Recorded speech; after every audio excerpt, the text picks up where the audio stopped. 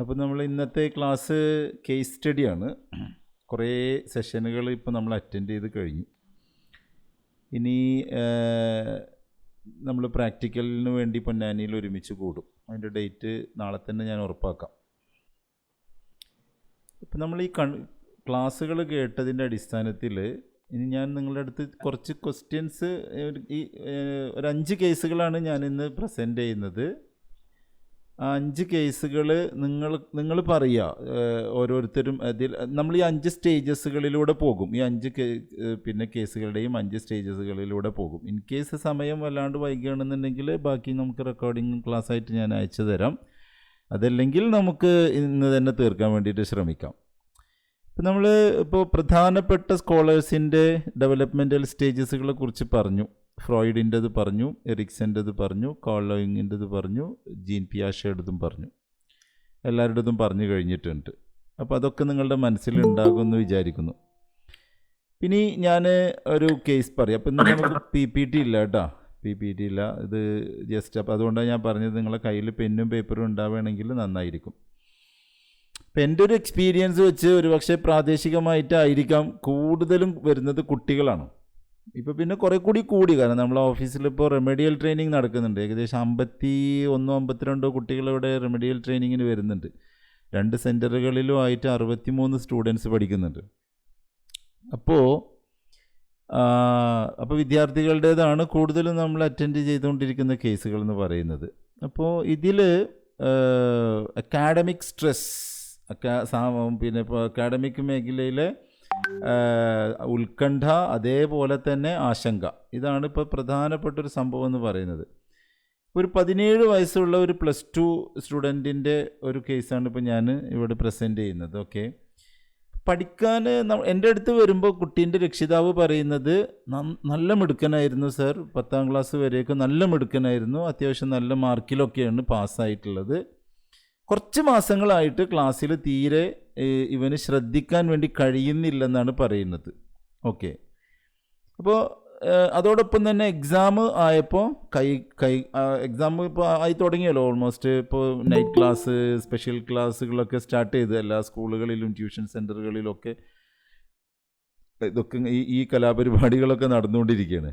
അപ്പോൾ എക്സാമിന് കേൾക്കുമ്പോൾ തന്നെ കൈകാലുകളൊക്കെ കുട്ടിക്ക് വിറക്കുന്നു, ശ്വാസം മുട്ടുന്നത് എനിക്ക് തന്നെ ഫീൽ ആവുന്നുണ്ട്. കുട്ടി ഇരുന്നിട്ട് ഭക്ഷണം കഴിക്കുന്ന സമയത്ത്, വെറുതെ ഇരിക്കുന്ന സമയത്തൊക്കെ എക്സാമിനെ കുറിച്ച് ഓർത്ത് ശ്വാസം മുട്ടുക. അപ്പോൾ ഇതെങ്ങനെയാണ് അറ്റൻഡ് ചെയ്യുക എന്നതാണ് ഫസ്റ്റിൽ നമ്മൾ 5 സ്റ്റേജസ്. അപ്പോൾ attending, responding, personalising, initiating or goal setting, terminal or referral എന്ന വഴിയിലൂടെ തന്നെ നമുക്ക് പോകാം. ഓക്കെ, അപ്പോൾ നിങ്ങൾക്ക് കുറച്ചും കൂടി ക്ലാരിറ്റി ഉണ്ട്. അപ്പം അറ്റൻഡിങ് എന്ന് പറയുന്ന ഘട്ടത്തിൽ കൗൺസിലർ എന്ന നിലക്ക് നമ്മൾ ചെയ്യേണ്ട പണി, ഈ മോനുള്ളത് വളരെ സേഫായിട്ടുള്ളൊരു സ്ഥലത്താണ്. മോൻ വന്നെത്തിയിട്ടുള്ളത് വളരെ കറക്റ്റ് സ്ഥലത്താണ്. ഇതിൻ്റെ പരിഹാരം ലഭിക്കുന്ന ഒരു സ്ഥലത്ത് തന്നെയാണ് എത്തിയിട്ടുള്ളത്. ഇത് വാക്കുകൾ കൊണ്ടല്ല, കുട്ടിക്ക് തോന്നണം. ഞാനിതിൻ്റെ മുന്നെയൊക്കെ സൂചിപ്പിച്ചിട്ടുള്ളതുപോലെ നമ്മുടെ പ്രസൻസ്, നമ്മുടെ സംസാരം, നമ്മുടെ മറ്റു കാര്യങ്ങൾ എല്ലാത്തിലും കുട്ടിക്ക് തോന്നണം ഞാൻ വളരെ കറക്റ്റായൊരു സ്ഥലത്താണ് വന്നെത്തിയിട്ടുള്ളത് എന്ന്. അപ്പോൾ ഇവിടെ നമ്മൾ ശ്രദ്ധിക്കേണ്ട കുറേ കാര്യങ്ങളുണ്ട്. ഞാൻ സംസാരിച്ചുകൊണ്ടിരിക്കുന്ന സമയത്ത് കുട്ടി നേരത്തെ പറഞ്ഞിട്ടുള്ള ബോഡി ലാംഗ്വേജിലെല്ലാം കാണുന്നുണ്ട്. കൈകാലുകൾ വിറക്കുകയും പരീക്ഷ എന്ന് പറയുന്ന വേർഡ് പറയുന്ന സമയത്ത് പിന്നെ പേടി മുഖത്ത് നന്നായിട്ട് മിന്നി മറിയുകയൊക്കെ ചെയ്യുന്നത് നമുക്ക് വളരെ കൃത്യമായിട്ട് കാണാൻ വേണ്ടിയിട്ട് പറ്റുന്നുണ്ട്. അപ്പോൾ ഇവിടെ നമ്മൾ മറ്റൊരു കാര്യം, ഒരു ആക്സെപ്റ്റൻസ് എന്ന് പറഞ്ഞൊരു സംഭവം കൂടി അറ്റൻഡിങ്ങിൽ നമ്മൾ മനസ്സിലാക്കണം. അതായത് നീ പറയുന്ന കാര്യങ്ങളൊക്കെ ഞാൻ ശ്രദ്ധിക്കുന്നുണ്ട്, നിന്നെ സഹായിക്കുന്നതിന് വേണ്ടി ഞാൻ എന്ത് തരത്തിലുള്ള കാര്യങ്ങൾക്കും സന്നദ്ധനാണ് എന്ന ഒരു ഭാവം നമ്മളിൽ ഉണ്ടാകണം. അപ്പോൾ എംപത്തറ്റിക്കൽ റെസ്പോൺസ് എന്ന് പറഞ്ഞില്ലേ, ആ റെസ്പോണ്ടിങ് നമ്മൾ അറ്റൻഡിങ് സമയത്ത് ചെയ്തുകൊണ്ടേയിരിക്കണം. വളരെ സാവധാനം കേട്ടുകൊണ്ടിരിക്കുന്നു, നമ്മളെ കണ്ണുകൾ എവിടേക്കും പോകുന്നില്ല, ഐ കോണ്ടാക്റ്റ് നിലനിർത്തുന്നു, ആഹാ ഓഹോ, കാര്യങ്ങളൊക്കെ വളരെ ഭംഗിയായിട്ട് മുന്നോട്ട് പോകുന്നു, വളരെ പ്രധാനപ്പെട്ട കാര്യങ്ങളെന്ന് അവന് തോന്നുന്നതും നമുക്ക് തോന്നുന്നതുമായിട്ടുള്ള കാര്യങ്ങൾ നോട്ട് ചെയ്തു വെക്കുന്നു. അപ്പോൾ മനസ്സിലാകുന്നു, നമ്മൾ ആ കുട്ടിക്ക് മനസ്സിലായി ഞാൻ വളരെ കറക്റ്റ് ആയിട്ടുള്ള സ്ഥലത്താണ്. ഇനി എങ്ങനെയാണ് ഇതിൻ്റെ റെസ്പോണ്ടിങ് എങ്ങനെയാണ് നിങ്ങളൊന്ന് പറഞ്ഞു നോക്കി. ഇനി അപ്പോൾ അറ്റൻഡിങ് വളരെ കൃത്യമാണ്, അവർ പറയുന്നു, നമ്മൾ കേൾക്കുന്നു, പ്രധാനപ്പെട്ട പോയിന്റുകൾ നമ്മൾ ശ്രദ്ധിക്കുന്നു. അവൻ്റെ 2 കാര്യങ്ങളാണ് അറ്റൻഡിങ്ങിൽ അല്ലേ, 2 കാര്യങ്ങളാണ്. എന്തെല്ലാം ആ 2 കാര്യങ്ങൾ?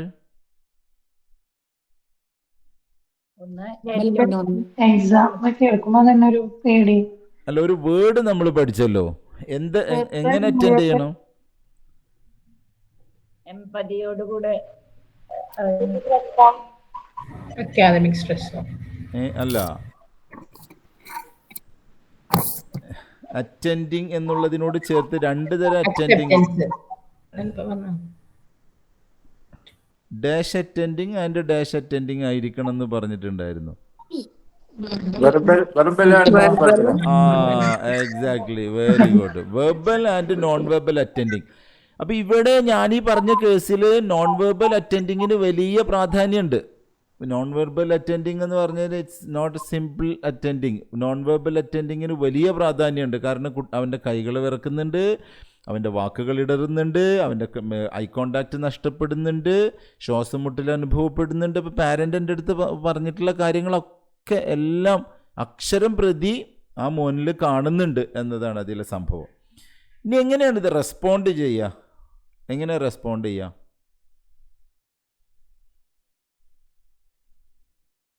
കേസ് മനസ്സിലായില്ലേ? നമ്മൾ ഫസ്റ്റില് പറഞ്ഞ മാതിരി മോൻ്റെതായ കാര്യങ്ങൾ നമ്മൾ അംഗീകരിക്കുന്നു എന്ന് മനസ്സിലാക്കുക. എന്നിട്ട് ഫസ്റ്റില് അവനെ ആ രീതിയിലൊന്ന് ഒന്ന് സമാധാനപ്പെടുത്തുക എന്നുള്ളതാണ് ഫസ്റ്റ്. അവനെ ആദ്യം അവിടെ ഇരുത്താൻ അവന് മനസ്സ് വരുത്തുക. നമ്മുടെ മുന്നിൽ അവനെ ഇരുത്താനുള്ള ഒരു സംവിധാനം നമ്മൾ കണ്ടെത്തുക. അതാണ്. വെരി ഗുഡ്, ഓക്കെ, നന്നായിട്ടുണ്ട്. അപ്പോൾ നമ്മൾ റെസ്പോണ്ട് ചെയ്യുന്ന സമയത്ത് ശ്രദ്ധിച്ച് കേൾക്കുക. ആ കുട്ടിയുടെ വികാരങ്ങളെ പ്രതിഫലിപ്പിക്കുന്ന രീതിയിൽ വേണം. അവൻ്റെ വികാരത്തെ ഞാൻ ഏറ്റെടുത്തിട്ടുണ്ട്, എൻ്റെ മുന്നിലിരിക്കുന്ന കൗൺസിലർ ഏറ്റെടുത്തിട്ടുണ്ട് എന്ന് അവന് ബോധ്യപ്പെടണം. ഫീലിംഗ് സാഡ്, മാഡ്, സ്കേഡ്, ഗ്ലാഡും കൂടി പറഞ്ഞിട്ടുണ്ട്. നമ്മളെപ്പോഴും ഈ 3 സംഭവങ്ങളൊക്കെയാണ്, സാഡ്, മാഡ്, സ്കേഡ്. ഈ 3 കാര്യങ്ങളെ നമ്മൾ വല്ലാണ്ട് മേലെ കൊണ്ടുവന്ന് വെക്കും. അപ്പോൾ ഇവിടെ ഇത് പറഞ്ഞു കേട്ടപ്പോൾ ഏതവസ്ഥയിലാണ് മോനുള്ളത്? ഈ മോനുള്ള 17 വയസ്സുകാരനുള്ളത് സ്കേഡാണ്. ഓക്കെ, വേറെ ആർക്കെങ്കിലും എന്തെങ്കിലും മറിച്ച അഭിപ്രായം? സ്കേഡാണ്. Okay, very good. അപ്പോൾ നമ്മൾ റെസ്പോണ്ട് ചെയ്യുന്ന സമയത്ത് വികാരങ്ങളെ പ്രതിഫലിപ്പിക്കുന്ന ചില വർത്തമാനങ്ങൾ പറയും. അപ്പം ഞാൻ പറഞ്ഞത് പരീക്ഷയെക്കുറിച്ച് ഓർക്കുമ്പോൾ നിനക്ക് വലിയ പേടിയും, അതേപോലെ തന്നെ പാരൻസിൻ്റെ പ്രതീക്ഷകൾ എന്ന് പറയുന്നത് നിനക്ക് വലിയൊരു ഭാരവുമാണല്ലേ. അപ്പോൾ എനിക്ക് അറ്റൻഡിങ് സമയത്ത് തോന്നിയിട്ടുള്ള സംഭവം അതാണ്. പാരൻസ് വലിയ എന്തോ പ്രതീക്ഷിച്ചിട്ട് ഇവൻ്റെ മേലെ അടിച്ചേൽപ്പിക്കുന്നത് പോലെ ഒരു ഫീല് പാരൻസ് എൻ്റെ അടുത്ത്, ആ കുട്ടീനെ പുറത്തിരുത്തിയിട്ട് പാരൻറ്റ് മാത്രം സംസാരിച്ചപ്പോൾ എനിക്ക് തോന്നി അങ്ങനെ ഒരു കാര്യം ഉണ്ടെന്ന്. അപ്പോൾ ഞാൻ അതും കൂടി ചേർത്തിട്ടാണ് റെസ്പോണ്ട് ചെയ്തത്. അപ്പോൾ ഇത് ചോദിക്കുമ്പോൾ തന്നെ ആ കുട്ടി മനസ്സിലാക്കുന്നുണ്ട്, അപ്പോൾ യെസ്, അതെ സാർ എന്ന് പറഞ്ഞതോടുകൂടി നമുക്കൊരു കാര്യം വ്യക്തമായി. പരീക്ഷ മാത്രമല്ല അവനെ അലട്ടുന്ന പ്രശ്നം, അതോടൊപ്പം തന്നെ പാരൻസിൻ്റെ വലിയ രീതിയിലുള്ള എന്തൊക്കെയോ തരത്തിലുള്ള പ്രതീക്ഷകൾ കൂടി ഈ കുട്ടീനെ ബുദ്ധിമുട്ടിക്കുന്നുണ്ട്. അപ്പോൾ ഇവിടെ നമ്മൾ ഈ റെസ്പോണ്ടിങ് സമയത്ത് നമുക്ക് എന്ത് ചെയ്യാം? അവനെ ഒന്ന് ആശ്വസിപ്പിക്കുക കൂടി ചെയ്യാം. കുഴപ്പമൊന്നുമില്ല ആശ്വസിപ്പിക്കുന്നത് കൊണ്ട്. അപ്പോൾ നമ്മൾ എന്താ പറയുക? ആശ്വസിപ്പിക്കാൻ എന്താ പറയുക? നിങ്ങൾക്ക് എന്തെങ്കിലും പറയാൻ പറ്റുമോ? ജനറലായിട്ടൊരു കാര്യം, ജനറലായിട്ട് അവനെ മാത്രം ഒരു ക്ലൂ തരാം. അവനെ മാത്രം അഡ്രസ്സ് ചെയ്യാതെ ജനറലായിട്ട് അവനെ എങ്ങനെ ആശ്വസിപ്പിക്കാം? ഇതിന് എല്ലാ സ്റ്റുഡൻസും ഈ ടൈമിൽ ഫേസ് ചെയ്യുന്ന പ്രോബ്ലം ആണ് ഇത്. അങ്ങനെ പറഞ്ഞ് എന്താ പറഞ്ഞു? ഒന്നുകൂടി പറഞ്ഞേ ഫൈദ, ഒന്നുകൂടി പറഞ്ഞേ. അല്ല, എല്ലാ സ്റ്റുഡൻസും ഈ ഒരു എക്സാം ടൈമിൽ ഫേസ് ചെയ്യുന്ന ഒരു സംഭവമാണ്. Exactly, very good. യെസ്. ഇങ്ങനെയുള്ള ഉത്കണ്ഠകൾ അല്ലെങ്കിൽ ആങ്സൈറ്റി എന്ന് പറയുന്നത് പല വിദ്യാർത്ഥികളും, എല്ലാ വിദ്യാർത്ഥികളും എന്ന് പറഞ്ഞു കഴിഞ്ഞാൽ അവൻ പറയാ എൻ്റെ ആ ഫ്രണ്ടിനില്ലല്ലോ ഈ ഫ്രണ്ടിനില്ലല്ലോ എന്ന് അവൻ നമ്മളടുത്ത് പറയില്ല. പക്ഷെ അവനിങ്ങനെ അവൻ്റെ മനസ്സിൽ ആ കുട്ടികളൊക്കെ ഇങ്ങനെ കടന്നു പോകും. ഇദ്ദേഹം എന്നെ പിന്നെ എന്താ പറയുക ആശ്വസിപ്പിക്കുന്നതിന് വേണ്ടി പറയുന്നത്. അപ്പോൾ നമ്മൾ ഓരോ വേർഡും വളരെ സൂക്ഷ്മതയോടു കൂടി വേണം. ഈ സമയത്ത് പല വിദ്യാർത്ഥികളും ആ പല എന്നുള്ളതിന് നമ്മൾ പാക്ക് കട്ടിയൊന്നും കൂട്ടണ്ട, പക്ഷേ എങ്കിൽ പോലും ആ പലയ്ക്ക് ഒരു അണ്ടർലൈൻ ഉണ്ട് എന്ന് തോന്നുന്ന വിധത്തിൽ നമ്മൾ എന്ത് ചെയ്യാം, അവൻ്റെ അടുത്ത് ആശ്വസിപ്പിക്കുന്ന രീതിയിൽ പറയാം. ഓക്കെ, അപ്പം ഇത് പല വിദ്യാർത്ഥികളും ഇങ്ങനെ നേരിടുന്നുണ്ട്. അപ്പോൾ പല വിദ്യാർത്ഥികളും നേരിടുന്നത് കൊണ്ട് തന്നെ ഈ പ്രശ്നങ്ങളെ നമുക്ക് മാറ്റിയെടുക്കുവാൻ വേണ്ടി കഴിയുന്നതേ ഉള്ളൂ, ഞാൻ ഹെൽപ്പ് ചെയ്യാം എന്ന്. സോ നമ്മൾ രണ്ടാമത്തെ സ്റ്റേജ് അവിടെ കഴിയുന്നു. മൂന്നാമത്തേത് എന്താണ്? പേഴ്സണലൈസിങ് ആണ്. അപ്പോൾ പ്രശ്നത്തിൻ്റെ യഥാർത്ഥ കാരണം കണ്ടെത്താൻ വേണ്ടി ഈ വിദ്യാർത്ഥിയെ നമ്മളെ സഹായിക്കുന്ന ഒരു ഘട്ടം എന്ന രീതിയിലാണ് ഈ കേസിലെ പേഴ്സണലൈസിങ്ങിനെ എടുക്കേണ്ടത്. ഫാമിലി റിലേറ്റഡ് ആയിട്ടുള്ള സംഭവം ഞാൻ അതുമായി ബന്ധപ്പെട്ട കേസ് സ്റ്റഡിയും കൂടി ഇന്ന് ഇവിടെ സൂചിപ്പിക്കുന്നുണ്ട്. ഫാമിലി റിലേറ്റഡ് ആയിട്ടുള്ള കേസുകളിലേക്ക് പേഴ്സണലൈസിങ്ങിന് പോകുമ്പോൾ അത് വേറൊരു കൈൻഡ് ഓഫ് പേഴ്സണലൈസിങ് ആയിരിക്കും. അപ്പോൾ ഈ വിഷയത്തിലെ പേഴ്സണലൈസിങ്ങിൽ 2-3 സംഭവങ്ങളുണ്ട്. ഒന്ന്, ഉത്തരവാദിത്വം. ഒരു മിനിറ്റ്, എല്ലാവരും ഒന്ന് മൈക്ക് മ്യൂട്ട് ചെയ്യണേ പ്ലീസ്.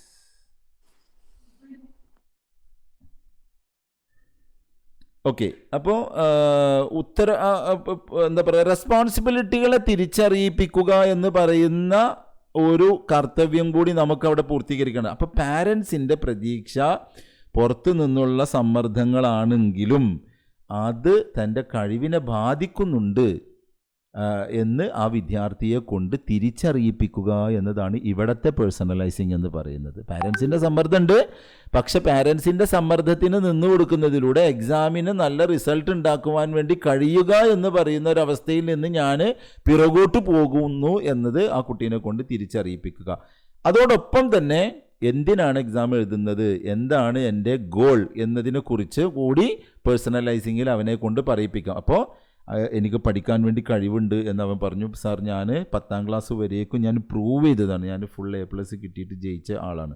അപ്പോൾ ഇവിടുത്തെ ഒരു കേസ് എന്ന് പറഞ്ഞാൽ ഒരു 75% പാരൻസുമായി റിലേറ്റഡ് ആണ്.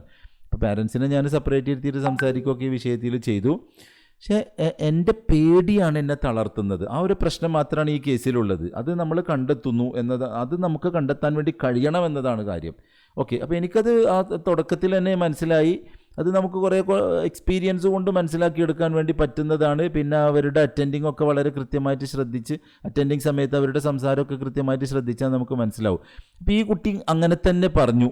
എങ്ങനെ പറഞ്ഞു? എൻ്റെ പേടിയാണ് സാർ എന്നെ തളർത്തുന്നത്. എൻ്റെ parents is expecting same like എന്താ പറയുക, ഞാൻ 10ാം ക്ലാസ്സിൽ വാങ്ങിയിട്ടുള്ള മാർക്കിനോട് അതേപോലെ തന്നെ എന്നെ പൈലറ്റാക്കുക എന്നാണ്. പൈലറ്റാക്കണമെന്നുണ്ടെങ്കിൽ ഞാനിപ്പോൾ കമ്പ്യൂട്ടർ സയൻസാണ് എഴുതാൻ വേണ്ടി പോകുന്നത്, അപ്പോൾ അതിൽ നല്ല മാർക്ക് കിട്ടിയിട്ട് ജയിക്കണം. ഇങ്ങനെ അവരുടെ എക്സ്പെക്റ്റേഷൻസ് മീറ്റ് ചെയ്യാൻ വേണ്ടി പറ്റുമോ എന്ന ആശങ്ക എന്നെ വല്ലാണ്ട് ബുദ്ധിമുട്ടിക്കുന്നു. തുടങ്ങിയിട്ടുള്ള കാര്യങ്ങളൊക്കെയാണ് ഇവനെ വല്ലാണ്ട് തളർത്തി കളയുന്നത്. ഓക്കെ, അപ്പോൾ നമ്മുടെ മൂന്നാമത്തെ സ്റ്റേജ് അവിടെ കഴിയുന്നു. ഇത് പിന്നെ എന്തെങ്കിലുമൊക്കെ ഇടപെട്ട് സംസാരിക്കേണ്ടതുണ്ടെങ്കിൽ നിങ്ങൾക്ക് അൺമ്യൂട്ട് ചെയ്തിട്ട് പറയാം കേട്ടോ. Then fourth, what is fourth? നമ്മളെ മെയിൻ സംഭവം ഗോൾ സെറ്റിംഗ്, ഇനീഷ്യേറ്റിംഗ് അല്ലെങ്കിൽ ഗോൾ സെറ്റിംഗ് അല്ലേ? അപ്പോൾ ഇവിടെ ഇവൻ എന്തുണ്ട്? ഇവന് ഫിയർ ഉണ്ട്, കൈകൾ വിറക്കുന്നുണ്ട്, ആങ്സൈറ്റി ഉണ്ട്, സ്കേഡാണ് എന്നൊക്കെ നമ്മൾ പറഞ്ഞു. അപ്പോൾ ഇവിടെ ശ്വാസം മുട്ടലൊക്കെ പറഞ്ഞല്ലോ. അതുകൊണ്ട് തന്നെ നമ്മൾ ആദ്യം ചെയ്യേണ്ടത് ഗോൾ സെറ്റിങ്ങിൻ്റെ മുന്നേ കുറച്ച് റിലാക്സേഷൻ ടെക്നിക്സ്, അത് നമ്മളിപ്പോൾ ഓഫ്ലൈനിൽ വരുന്ന സമയത്ത് നമ്മൾ റിലാക്സേഷൻ തെറാപ്പീനെ പറ്റിയിട്ട് പഠിക്കും. അപ്പോൾ ഈ വിറയലും അതുപോലെ തന്നെ ശ്വാസം മുട്ടലും ഒക്കെ ഒഴിവാക്കുന്നതിന് റിലാക്സേഷൻ തെറാപ്പി അവനെ കൊണ്ട് ചെയ്യിപ്പിക്കുക. കുറച്ച് മൈൻഡ്ഫുൾനെസ് കൂടി ആഡ് ചെയ്യാൻ വേണ്ടി പറ്റുകയാണെങ്കിൽ നല്ലതാണ്. മൈൻഡ്ഫുൾനെസ് ആഡ് ചെയ്യുന്ന പറഞ്ഞാൽ ഒന്നുമല്ല, റിലാക്സേഷൻ ചെയ്യുന്ന സമയം കണ്ണടച്ചിട്ടാണല്ലോ ചെയ്യുക. റിലാക്സേഷൻ തെറാപ്പി കൊടുക്കുന്ന സമയത്ത് അവൻ്റെ മനസ്സിലേക്ക് വരുന്ന ചിന്തകളെ ഒബ്സേർവ് ചെയ്യാൻ വേണ്ടി പറയുക. ഇറ്റ് മേ ബി അവനെ ബുദ്ധിമുട്ടിക്കുന്നതായിരിക്കാം, അല്ലെങ്കിൽ അവന് സന്തോഷം നൽകുന്നതായിരിക്കാം, അല്ലെങ്കിൽ ഇത് രണ്ടുമല്ലാത്തതായിരിക്കാം. എല്ലാ വികാരങ്ങളെയും മനസ്സിലേക്ക് കണ്ണടച്ചിട്ട് റിലാക്സേഷൻ തെറാപ്പി ചെയ്യുന്ന സമയത്ത് അവൻ്റെ മനസ്സിലേക്ക് വരുന്ന എല്ലാ വികാരങ്ങളെയും എന്ത് ചെയ്യാൻ വേണ്ടി പറയുക, അവൻ്റെ അടുത്ത് ഒബ്സേർവ് ചെയ്യാൻ വേണ്ടി പറയുക. ദ വേർഡ്സ് ഒബ്സേർവ് എന്ന് പറയുന്നത് അണ്ടർലൈൻ ചെയ്ത് നമ്മൾ മനസ്സിലാക്കേണ്ട സംഭവമാണ്. ഒബ്സേർവ് ചെയ്യാൻ വേണ്ടി പറയുക. എന്ത് വികാരങ്ങളും വന്നോട്ടെ, എല്ലാം റിയാലിറ്റിയാണ്. ഓക്കെ, പരീക്ഷ വരുന്നു, അറിയാത്ത ക്വസ്റ്റ്യൻസുകൾ വന്നേക്കാം, അങ്ങനത്തെ വികാരം വരികയാണെങ്കിൽ വരട്ടെ, എല്ലാറ്റിനെയും ഒബ്സേർവ് ചെയ്യാൻ വേണ്ടി പറയുക. ഓക്കെ, അപ്പോൾ റിലാക്സേഷൻ ടെക്നിക്കുകളുടെ ഡീപ്പ് ബ്രീത്തിലേക്കൊക്കെ കൊണ്ടുപോയി അവനെ കൊണ്ടൊന്ന് റിലാക്സ് ചെയ്യിപ്പിച്ചു. ശ്വാസോച്ഛ്വാസത്തിൽ മാത്രം കോൺസെൻട്രേറ്റ് ചെയ്യാൻ വേണ്ടിയിട്ട് പറഞ്ഞു. അതിൻ്റെ ശബ്ദത്തിലേക്ക് മാത്രം ശ്രദ്ധയെ കേന്ദ്രീകരിക്കാൻ വേണ്ടി പറഞ്ഞു. പിന്നെ അത് കഴിഞ്ഞതിന് ശേഷം ഇത് നമ്മുടെ സ്റ്റെപ്പാണ് ഗോൾ സെറ്റിംഗ് സമയത്തുള്ള. അവനെ കൊണ്ട് ചെയ്യിപ്പിക്കേണ്ട ഗോൾ സെറ്റിംഗ് എന്താണ്? അവൻ്റെ വായിൽ നിന്ന് എന്താ നമുക്ക് കിട്ടേണ്ടത്? അവനാണല്ലോ ഗോൾ സെറ്റ് ചെയ്യേണ്ടവർ.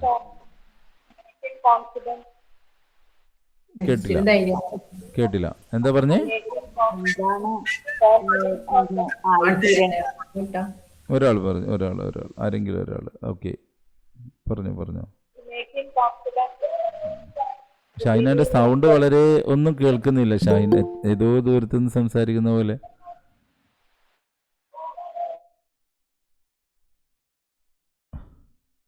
പറഞ്ഞു സുനിത.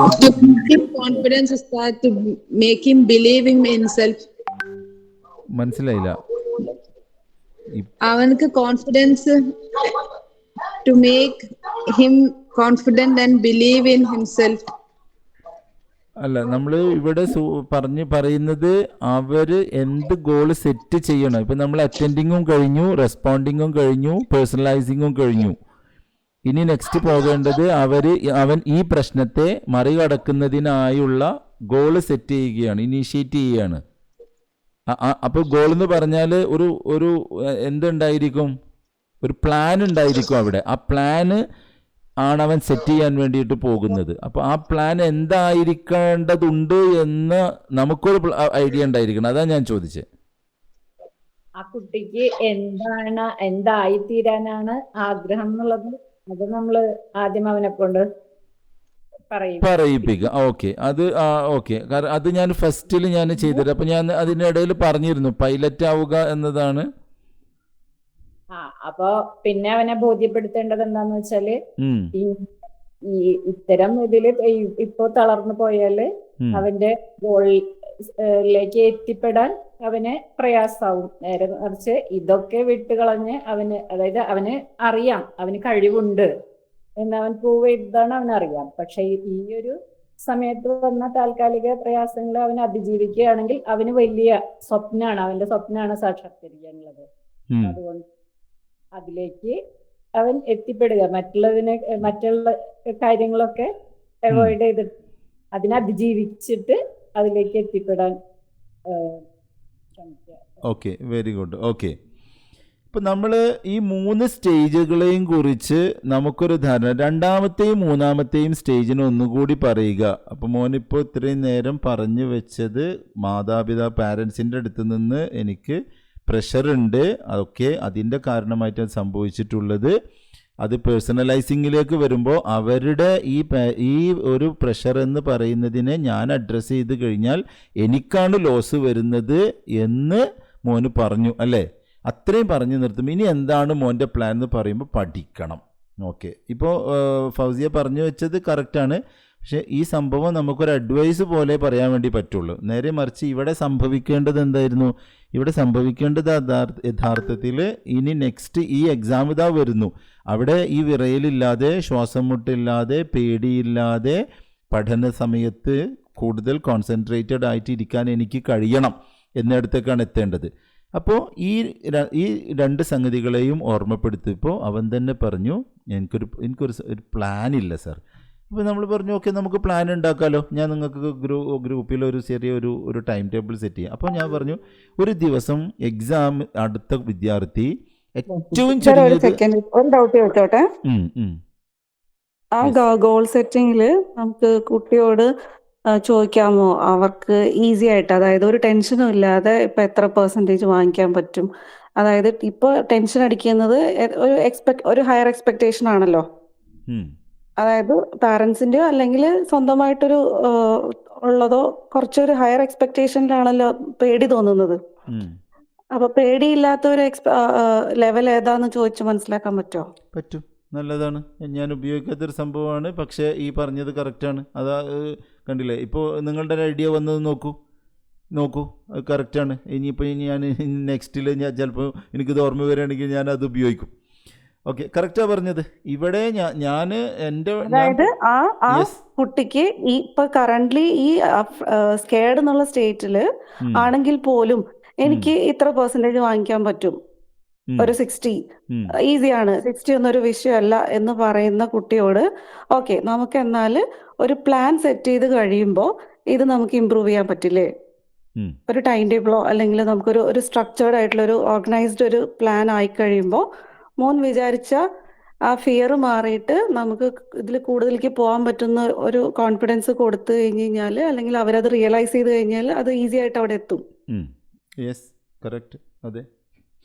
ഓക്കെ ഓക്കെ, നല്ല വഴിയാണ്. അപ്പോൾ ഈ മോന് പറഞ്ഞത് സാർ, ഇനി എനിക്ക് വളരെ കൃത്യമായിട്ടൊരു പ്ലാൻ വേണം. ഇപ്പോൾ ഞാനിപ്പോൾ എല്ലാ കുട്ടികളുടെ അടുത്തും പറയാറുള്ള ഒരു 4 മണിക്കൂറെങ്കിലും പഠിക്കുന്ന ഒരു പ്ലാൻ നമ്മുടെ അടുത്ത് ഉണ്ടായിരിക്കണം. അത് റിട്ടേൺ പ്ലാൻ ആയിരിക്കണം. അപ്പോൾ ഞാനിവിടെ വരുന്ന കുട്ടികൾക്കൊക്കെ അവരെ കൊണ്ട് തന്നെ പറയിപ്പിക്കുന്ന സമയം ഉണ്ടാക്കി, എത്ര മണിക്ക് എഴുന്നേൽക്കും എന്ന് പറയുമ്പോൾ അവർ 5 o'clock 6 o'clock 6:30 ഒക്കെ പറയുന്നവരുണ്ട്. ഓക്കെ, 5 o'clockന് എഴുന്നേറ്റ് കഴിഞ്ഞാൽ പ്രാഥമിക കാര്യങ്ങൾ കഴിഞ്ഞാൽ എത്ര മണിക്ക് പഠിക്കാനിരിക്കാം? ഒരു 5:30 പഠിക്കാനിരിക്കാം. അപ്പോൾ ഞാൻ പറഞ്ഞു, ഹാഫ് ആൻ അവറൊക്കെ എഴുന്നേറ്റ് കഴിഞ്ഞാൽ ഇങ്ങനെ സമയം കളയാനുണ്ടോ? നമ്മളെ എക്സാമല്ലേ മുന്നിൽ. അപ്പോൾ എഴുന്നേറ്റിട്ട് പഠിക്കാനിരിക്കുന്ന സമയത്തിനിടയിൽ ഒരു 15 minutes ഒക്കെ നമുക്ക് കൊടുത്താൽ മതി. അത് അവരെ കൊണ്ട് തന്നെ പറയിപ്പിക്കണം. അപ്പോൾ ഓക്കെ സാർ, എന്നാൽ 5:15 പഠിക്കാനിരിക്കാം, 5 മണിക്ക് എണീക്കണം. 5:30 എഴുന്നേൽക്കുന്ന കുട്ടിയാണെങ്കിൽ 5:45 ഇരിക്കാം. അപ്പോൾ ഞാൻ അവരെ കൊണ്ട് ആ ടൈം ടേബിളിൽ അവരെ കൊണ്ട് തന്നെ നമ്മളെ മുന്നിലിരുത്തി സിസ്റ്റം ഓൺ ചെയ്തിട്ട് ആ ടൈം ഇങ്ങനെ ഇൻപുട്ട് ചെയ്ത് പോകും. അങ്ങനെ ഒരു 8 study time, ST1 ST2 ST3 എന്ന് പറഞ്ഞിട്ട് ST8 വരെ, means study time 1 study time 2 like. എന്നിട്ട് പറയും, ഇത് നിങ്ങൾ എന്തായാലും പൂർത്തീകരിക്കണം. ഇരുന്നാൽ ടിക്ക് ചെയ്യണം, ഇരുന്നില്ലെങ്കിൽ ക്രോസ് ചെയ്യണം. ക്രോസ് ചെയ്ത കള്ളിയിൽ എന്തെഴുതണം? മടി, ഉറങ്ങിപ്പോയി, യാത്രയിലായിരുന്നു, അസുഖം ബാധിച്ചു, മരണ വീട്ടിൽ പോയി, കല്യാണ വീട്ടിൽ പോയി, അസുഖം ബാധിച്ചവർ സന്ദർശിക്കാൻ പോയി. എന്താണോ ഇരിക്കാത്തതിൻ്റെ കാരണം അതവിടെ എഴുതണം, ചെറുതായിട്ട് എഴുതണം, എന്തെങ്കിലും ഒരു ഷോർട്ടായിട്ട് എഴുതണം.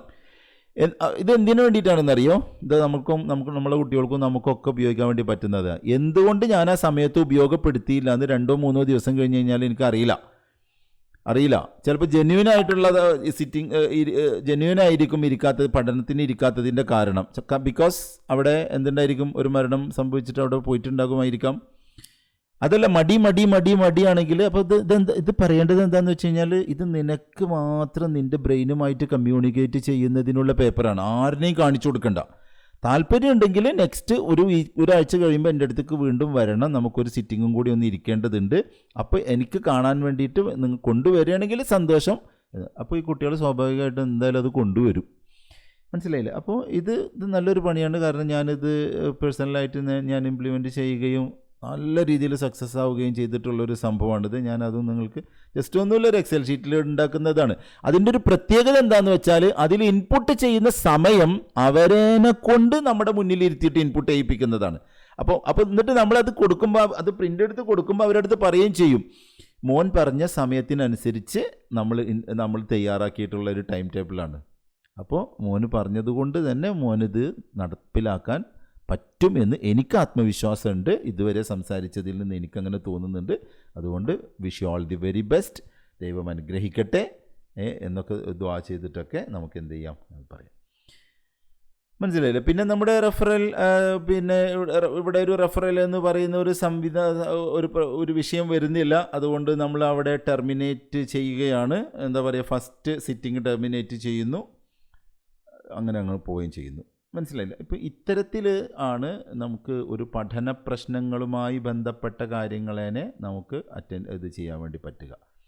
ഇനി ഇതിലെന്തെങ്കിലും നമുക്ക് ക്ലാരിറ്റി വരുത്തേണ്ടതുണ്ടെങ്കിൽ നമുക്ക് ഇത്ര സമയം വേണ്ട ഇനി ഓരോന്നിനും. കാരണം അറ്റൻഡിങ് റെസ്പോണ്ടിങ് ഇങ്ങനെ പറഞ്ഞു പോകും. അപ്പോൾ ഓൾറെഡി ഹാഫ് ആൻ അവർ ആയിപ്പോൾ തന്നെ.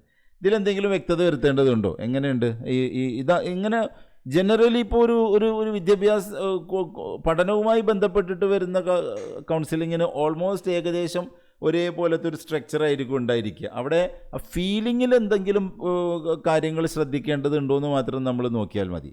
ഫീലിംഗ് ചിലപ്പോൾ സാഡ്, ചിലപ്പോൾ മാഡായ അവസ്ഥയിലൊക്കെ ഉണ്ടാവും. ഇതിപ്പോൾ നമ്മളൊരു സ്കേഡായിട്ടുള്ളൊരു അവസ്ഥയാണ് നമ്മളിവിടെ കണ്ടത്. അപ്പോൾ സ്കേഡായ അവസ്ഥയ്ക്ക് അകത്തും അവനിൽ ചില ഗ്ലാഡ്നെസ്സുകൾ ഉണ്ട്. അപ്പോൾ അതുകൂടി എന്ത് ചെയ്യണം? ഇങ്ങനെയൊക്കെയാണെന്നുണ്ടെങ്കിലും നല്ല പഠനാന്തരീക്ഷമുണ്ട് അല്ലേ, വീട്ടിൽ നിന്ന് സ്കൂളിലേക്ക് യാത്ര ചെയ്യാൻ അച്ഛൻ കൊണ്ടുവിടും, അച്ഛൻ വിളിച്ചു കൊണ്ടുവരും. അപ്പോൾ തീരെ സമയമൊന്നും നഷ്ടമാവണമെന്നില്ല അല്ലേ. മറ്റുള്ള കുട്ടികൾ ബസ്സൊക്കെ കാത്ത് നിന്നിട്ട് ബുദ്ധിമുട്ടിയിട്ട് 1 മണിക്കൂർ 1.5 മണിക്കൂർ എടുത്ത് വീട്ടിലെത്തുമ്പോൾ ഞാൻ 15 മിനിറ്റ്സ് കൊണ്ട് വീട്ടിലെത്തുന്നു, ആ സമയത്ത് എനിക്ക് പഠനത്തിന് ഉപയോഗിക്കാൻ വേണ്ടി കഴിയുന്നു.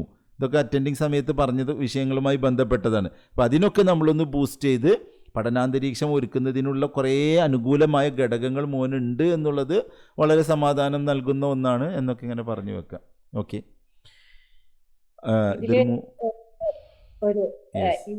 ഇതിപ്പോ എനിക്ക് തോന്നുന്നു ഇപ്പൊ കുട്ടികളുടെ പഠന കാര്യത്തിന്റെ ഇതിൽ ഏറ്റവും സിമ്പിളായ ഒരു കേസാണെന്ന് തോന്നുന്നു. അതെ, പക്ഷെ ഇതേ സംഭവം തന്നെ കുറച്ച് കോംപ്ലിക്കേഷൻസ് ഉള്ളതും ഉണ്ടാവുമല്ലോ. കാരണം ഈ കാരണം ഇതല്ല എങ്കിൽ, അതായത് ആ കുട്ടിയുടെ കാരണം ഇപ്പൊ സാർ പറഞ്ഞത് ഇപ്പൊ പഠിക്കാനുള്ള കുറച്ചുകൂടെ വീട്ടുകാരുടെ സമ്മർദ്ദം, കുറച്ചുകൂടെ പ്രതീക്ഷ, അവരുടെ പ്രതീക്ഷയുടെ ഇത് പറഞ്ഞു. പക്ഷെ അതല്ലാതെ വീട്ടിലെ മറ്റു സാഹചര്യങ്ങൾ കൊണ്ട് ഇപ്പൊ സാർ മുന്നേ ക്ലാസ് എടുക്കുമ്പോൾ പറഞ്ഞിട്ടുണ്ട്, അതായത് അവിടെ പാരന്റ്സ് തമ്മിലുള്ള ഇത് ഇപ്പൊ അതും അല്ലാതെ അതിനപ്പുറത്തേക്ക് ചിലപ്പോ ഇപ്പോ അവര് ഇപ്പൊ പേരൻസ് തമ്മിൽ ഒരു വീട്ടിലല്ലാതെ ഇപ്പൊ ഇവര് മാറി താമസിച്ചെന്ന് ചോദിക്കുക, അവിടെയും വരുന്നുണ്ടല്ലോ. അവിടെയും അവർക്ക് ചിലപ്പോ ബുദ്ധിമുട്ടുകൾ വന്നേക്കാം. കാരണം ആ കുട്ടി, അങ്ങനെയുള്ള കുട്ടികൾ കുറച്ചുകൂടെ കോംപ്ലിക്കേറ്റഡ് ആയിട്ട്, കാരണം ഇവരെ ഇപ്പൊ വാപ്പയുടെ വീട്ടിലാണെങ്കിൽ അവര് ഉമ്മാടെ പേരിൽ പറയും, ഉമ്മാടെ വീട്ടിലാണെങ്കിൽ വാപ്പാടെ പേരിൽ പറയും, അങ്ങനെ ബ്ലെയിം ചെയ്യും. ഓക്കെ, അതെ. ഇത് വേറൊരു കേസ്, 4 മക്കളുള്ള വീട്ടില് അതിൽ ഇൻ ബിറ്റ്വീൻ 3ാമത്തെ കുട്ടി ഒരു അസുഖമുള്ള കുട്ടിയാണ്. അപ്പൊ ആ ഒരു സ്ട്രെസ് കൊണ്ടായിരിക്കണം അമ്മ ഈ മൂത്തത് ആൺകുട്ടി, 2ാമത്തത് ആൺകുട്ടി, 3ാമത്തത് പെൺകുട്ടി, 4ാമത്തതും പെൺകുട്ടി. അപ്പൊ ആ 3ാമത്തെ പെൺകുട്ടിക്ക് അസുഖം ഉള്ളത് കൊണ്ട് ആ മൂത്ത 2 ആൺമക്കളെ, അതിൽ മൂത്തവന് കുഴപ്പമില്ലെന്ന് തോന്നുന്നു, പക്ഷെ ഞാൻ കണ്ട കുട്ടിക്ക് അവന് പാരൻസിനോട് ഭയങ്കര വൈരാഗ്യം. കാരണം അവര് ഈ കുഞ്ഞ് ചെറുതായിരിക്കുമ്പോൾ അതിന്റെ അസുഖത്തിന്റെ ആ സ്ട്രെസ്സിലായിരിക്കണം ഇവനോട് ബിഹേവ് ചെയ്തതിൽ എന്തോ ഇഷ്യൂസ് അവന് ഫീൽ ചെയ്തിട്ട് അവൻ എന്ത് പറഞ്ഞു കഴിഞ്ഞാലും പഠിക്കുന്ന കാര്യത്തെക്കുറിച്ച് ടീച്ചർ പറയണ്ട, എനിക്കത് പറ്റില്ല. അല്ലെങ്കിൽ ഇപ്പം പറഞ്ഞ് ഓക്കെ ഞാൻ ടീച്ചർക്ക് വേണ്ടി എഴുതാം, ടീച്ചർക്ക് വേണ്ടി പഠിക്കാം, പക്ഷെ എക്സാമിന് ക്വസ്റ്റ്യൻ പേപ്പർ കാണുമ്പോൾ ഞാൻ മറന്നു പോകും. ഇല്ല ടീച്ചർ, ഞാൻ ഉറപ്പായിട്ടും മറന്നു പോകും. അത് തർപ്പിച്ച് തന്നെ പറഞ്ഞ് വാശി പിടിക്കുന്ന ഒരു കുട്ടീനെ ഞാൻ കണ്ടു. ഓക്കെ, അങ്ങനെയുള്ള കേസൊക്കെ വരുമ്പോൾ നമ്മൾ എന്ത് ചെയ്യും? ഞാൻ ഇതിനിടയിലൂടെ ആ സംഭവം ഞാൻ പറഞ്ഞു വെച്ചിട്ടുണ്ട്. അതായത് ഇപ്പം നേരത്തെ ഫൗസിയ പറഞ്ഞ പോലെ തന്നെ ഏത് കുട്ടികളുമായി ബന്ധപ്പെട്ട കൗൺസിലിംഗ് തുടങ്ങുമ്പോഴും ആ കുട്ടികളുമായിട്ട് റാപ്പോ ബിൽഡ് ചെയ്യുന്ന സമയത്ത് മോൻ ആരാവാൻ ആഗ്രഹിക്കുന്നു, ആരാവാൻ ആഗ്രഹിക്കുന്നു, അങ്ങനെ ആരും ആവാൻ ആഗ്രഹിക്കാത്ത, ഞാൻ അങ്ങ് തീരുമാനിച്ചിട്ടൊന്നും ഇല്ലയെന്ന് പറയുന്നവരുടെ അടുത്ത് പോലും 10ാം ക്ലാസ്സിലെത്തിയിട്ടും തീരുമാനമായില്ലേ, +1 എത്തിയിട്ടും തീരുമാനമായില്ലേ. ഫ്രണ്ട്സുകൾ പറയാറുണ്ടോ അവരാരാവാൻ ആഗ്രഹിക്കുന്നു എന്നൊക്കെ? എൻ്റെ ആ ഫ്രണ്ട്സ് ഇന്ന ആളാവണം, ഈ ഫ്രണ്ട്സ് ഇന്ന ആളാവണം എന്നൊക്കെ പറയാറുണ്ട്. അപ്പം ഇതൊക്കെ പറയുന്നത് കേൾക്കുമ്പോഴെങ്കിലും മോന് അല്ലെങ്കിൽ മോൾക്ക് ആരാവണമെന്ന് എപ്പോഴെങ്കിലും തോന്നിയിട്ടുണ്ടോ? അങ്ങനെയൊക്കെ പറയുന്ന സമയത്ത് എനിക്ക് ഇന്ന ആളാവണം എന്ന് എനിക്ക് തോന്നാറുണ്ട്. സപ്പോസ് പൈലറ്റാണെന്ന് വിചാരിക്കുക, ഓക്കെ പൈലറ്റ് ആണെന്ന്, pilot is very good job, because അത് പിന്നെ നല്ലൊരു പ്രൊഫഷനാണ്, ഒരു വൈറ്റ് കോളർ ജോബാണ്, നല്ല സാലറി കിട്ടുന്ന ജോബാണ്, പെർഫോം ചെയ്യാൻ വേണ്ടി പറ്റിക്കഴിഞ്ഞ് കഴിഞ്ഞാൽ ഉയർന്നു പോകാൻ വേണ്ടി പറ്റുന്നതാണെന്നൊക്കെ തുടങ്ങി എന്തെങ്കിലും ഒരു പോയിന്റ് കിട്ടിയാൽ അതിൽ പടർന്ന് കയറിയേക്കണം. ഇനി നിങ്ങൾ പറഞ്ഞ ക്വസ്റ്റ്യനിലേക്ക് തന്നെ വരാം. അപ്പോൾ അച്ഛനെ ബ്ലെയിം ചെയ്ത്, അമ്മയെ ബ്ലെയിം ചെയ്ത്, ടീച്ചറെ ബ്ലെയിം ചെയ്ത്, ഫ്രണ്ട്സിനെ, ഇതൊക്കെ ഹൂ ലോസ്, ആരാണ് ഇതിൽ നഷ്ടം? ഇപ്പോൾ മോന് നേരത്തെ പറഞ്ഞു എനിക്ക് പൈലറ്റ് ആകണം, ചാർട്ടേഡ് അക്കൗണ്ടൻ്റ് ആവണം, or whoever, doctor, engineer, ആരോ ആവട്ടെ. അപ്പോൾ ആരാണ് ലോസ് ചെയ്യുന്നത്? ആരാണ്? അച്ഛനിങ്ങനെയാണ്, ഓക്കെ നഷ്ടം ആത്യന്തികമായിട്ട് ആർക്കാണ്? നമ്മളെ സമയം കഴിഞ്ഞു പോയി കഴിഞ്ഞാൽ തിരിച്ചു പിടിക്കാൻ നമുക്ക് പറ്റുമോ? മോനൊന്ന് പറഞ്ഞ്, മോളൊന്ന് പറഞ്ഞ്. ഇങ്ങനെ ആ സമയത്തിനും സന്ദർഭത്തിനും അനുസരിച്ച് അവർ തന്നെ നമ്മുടെ മുന്നിൽ പ്രസൻറ്റ് ചെയ്തിട്ടുള്ള what I want to be എന്ന് പറയുന്ന ആ സംഭവത്തിലേക്ക് അവരുടെ ശ്രദ്ധയെ കോൺസെൻട്രേറ്റ് ചെയ്യിപ്പിച്ച്, അതിലേക്ക് കണക്റ്റ് ചെയ്യിപ്പിച്ച്, അതിലേക്ക് വീണ്ടും അവരുടെ ശ്രദ്ധയെ കൊണ്ടുവന്ന് എല്ലാറ്റിനേക്കും ഇതിലേക്ക് ഇങ്ങനെ കണക്ട് ചെയ്യണം. ആരാണ് നഷ്ടപ്പെടുന്നത്? അച്ഛനും അമ്മയും അടിയാണ്, ഓക്കെ, അടിയാണ്, ഓക്കെ. പിന്നെ 22-25 വയസ്സാവുന്ന സമയത്തും കൂടെ പഠിച്ച ഫ്രണ്ട്സൊക്കെ അവരുടെ ആഗ്രഹം പൂർത്തീകരിച്ച് ഓരോരോ പ്രൊഫഷനിലേക്ക് കയറുന്ന സമയത്ത് 25 വയസ്സായി കഴിഞ്ഞാൽ അച്ഛനും അമ്മയും അടിയായിരുന്നു, അതുകൊണ്ട് ഞാൻ ഇങ്ങനെ ആയിപ്പോയി എന്ന് പറഞ്ഞിരിക്കണോ? അവരൊന്നും പറഞ്ഞില്ലെങ്കിലും അവരുടെ ബ്രെയിനിൽ ഒരു എന്താ പറയുക, ഒരു ചിന്ത സ്റ്റാർട്ട് ചെയ്തിട്ടുണ്ടായിരിക്കും നമ്മൾ ഈ മെസ്സേജ് കൊടുക്കുമ്പോൾ. തീർച്ചയായിട്ടും നിങ്ങൾ ചോദിച്ചതിൻ്റെ ഉത്തരം ആയെങ്കിൽ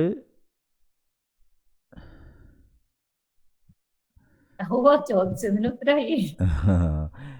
ഞാൻ പറഞ്ഞില്ലേ, ഈ ഒരു ചിന്തയിലേക്ക് ഇവരെ കൊണ്ടുവരാൻ നമ്മളിപ്പോൾ നേരത്തെ ഫൗസിയ പറഞ്ഞ പോലെ what you want to be എന്നുള്ളതിനെ കൊണ്ട് അവർക്ക് ആൻസർ ഇല്ലെങ്കിൽ പോലും ആൻസറിലേക്ക് എത്തിപ്പിക്കാൻ വേണ്ടി ശ്രമിക്കണം. അതിനാണ് ഇപ്പം ഞാൻ നേരത്തെ പറഞ്ഞത്, ഫ്രണ്ട്സ് ആരെങ്കിലും ആകണമെന്ന് ആഗ്രഹിക്കുന്നത് കേട്ടിട്ടുണ്ട്, അപ്പോൾ അതിൻ്റെ ആ ഫ്രണ്ട് ഈ ഫ്രണ്ടൊക്കെ പറയും. ഇതൊക്കെ പറയുമ്പോഴെങ്കിലും മോൾക്ക് എന്തെങ്കിലും ആവണമെന്ന് ആഗ്രഹമുണ്ട്. അതൊക്കെ പറയുന്ന കേൾക്കുമ്പോൾ എനിക്ക് ഇന്ന വ്യക്തി ഇന്ന പ്രൊഫഷൻ ആകണമെന്ന് എനിക്ക് ആഗ്രഹമുണ്ട്, അതിമങ്ങ് പിടിച്ചാൽ മതി, പിന്നെ അവനാരോ ആവട്ടെ. ഇങ്ങനെ ഡെവലപ്പ് ചെയ്യാം ഈ സംഭവത്തെ. ഭയങ്കരമായിട്ട് ഒരു ബുദ്ധിമുട്ട് തോന്നിയിട്ടുള്ള ചില കുട്ടികളുടെ ഇല്ല എനിക്ക് കഴിയില്ല. അതിന് കാരണം ഒരുപക്ഷെ വാപ്പ ഉമ്മ ജോലിക്കാർ അവരൊക്കെ അതുപോലെ കൂടുതൽ സിബ്ലിങ്സ് അവരൊക്കെ കുറച്ചുകൂടെ കഴിവുള്ളവരായിരിക്കും. അപ്പൊ അത് എനിക്ക് അതിനൊന്നും പറ്റില്ല, എന്നെ കൊണ്ട് പറ്റില്ല എന്ന് കുറച്ച് വിശ്വസിക്കുന്ന ചില കുട്ടികളുണ്ട്. അല്ല, എനിക്ക് കുറച്ച് ഇങ്ങനെ കോംപ്ലിക്കേഷൻസ് ആയിട്ട് തോന്നിയിട്ടുള്ള ഒരു വിഭാഗമാണ്. അത്ര എളുപ്പമല്ല അവരിലേക്ക് എത്തിക്കാൻ സാർ പറഞ്ഞ ഈ ഒരു സംഭവം. ഓക്കെ, ഇപ്പോൾ നമ്മുടെ അനുഭവത്തിൽ ഒത്തിരി കേസുകളുണ്ട് അല്ലെ സാറേ? നമുക്ക് അറിയാവുന്നതും ടീച്ചർമാരൊക്കെ ഉണ്ട് തോന്നി കൂടുതൽ ഒത്തിരി ഫേസ് ചെയ്യുന്ന ഒത്തിരി കേസുകളുണ്ട്. ആ കേസുകൾ ഓരോന്ന് പ്രസന്റ് ചെയ്യുവാണെങ്കിൽ അതിന്റെ ഈ നമ്മൾ ഈ സിസ്റ്റം അതെ നിങ്ങൾ അതിനാണ് നമ്മൾ അതെ ഇന്നിപ്പോൾ നമ്മൾ പുതിയൊരു സെൻറ്റർ സ്റ്റാർട്ട് ചെയ്യുന്നതുമായി ബന്ധപ്പെട്ട് ഇവിടെ പൊന്നാനിക്ക് അടുത്ത് തന്നെ ഒരു മംഗലം എന്ന് ഇവിടുന്ന് ഒരു 18 കിലോമീറ്റേഴ്സ് ദൂരത്തിലാണ്. അപ്പോൾ ഞാനിന്ന് ആ സറൗണ്ടിങ്സിലുള്ള സ്കൂളുകളിലേക്കൊക്കെ ഒന്ന് പോയിരുന്നു. 6 സ്കൂളുകൾ സന്ദർശിക്കുന്നതിൻ്റെ ഭാഗമായിട്ട് പോയപ്പോൾ ഒരു LP സ്കൂളിൽ പോയി. അപ്പോൾ LP സ്കൂളിൽ പോയപ്പോൾ അവർ വളരെ സന്തോഷം, പല അച്ഛമ്മമാരും പല രീതിയിലാണ് സ്വീകരിക്കുക. ചിലർ ഇത് ഞങ്ങൾക്ക് തന്നെ ഒരുപാട് പണിയുണ്ട് അതിൻ്റെ ഇടയിൽ ഇത് എന്നൊക്കെ ഉള്ള ഭാവമുള്ളവരുണ്ടാവും.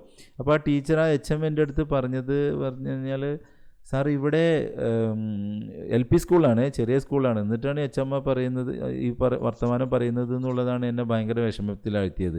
അതായത് പാരൻസിൻ്റെ സമ്മർദ്ദം കൊണ്ട് LP സ്കൂളുകളിലെ കുട്ടികൾ പോലും എന്താ പറയുക പഠനത്തിൽ ശ്രദ്ധ കേന്ദ്രീകരിക്കാൻ പറ്റാത്ത രീതിയിലേക്ക് പോകുന്നവരോ.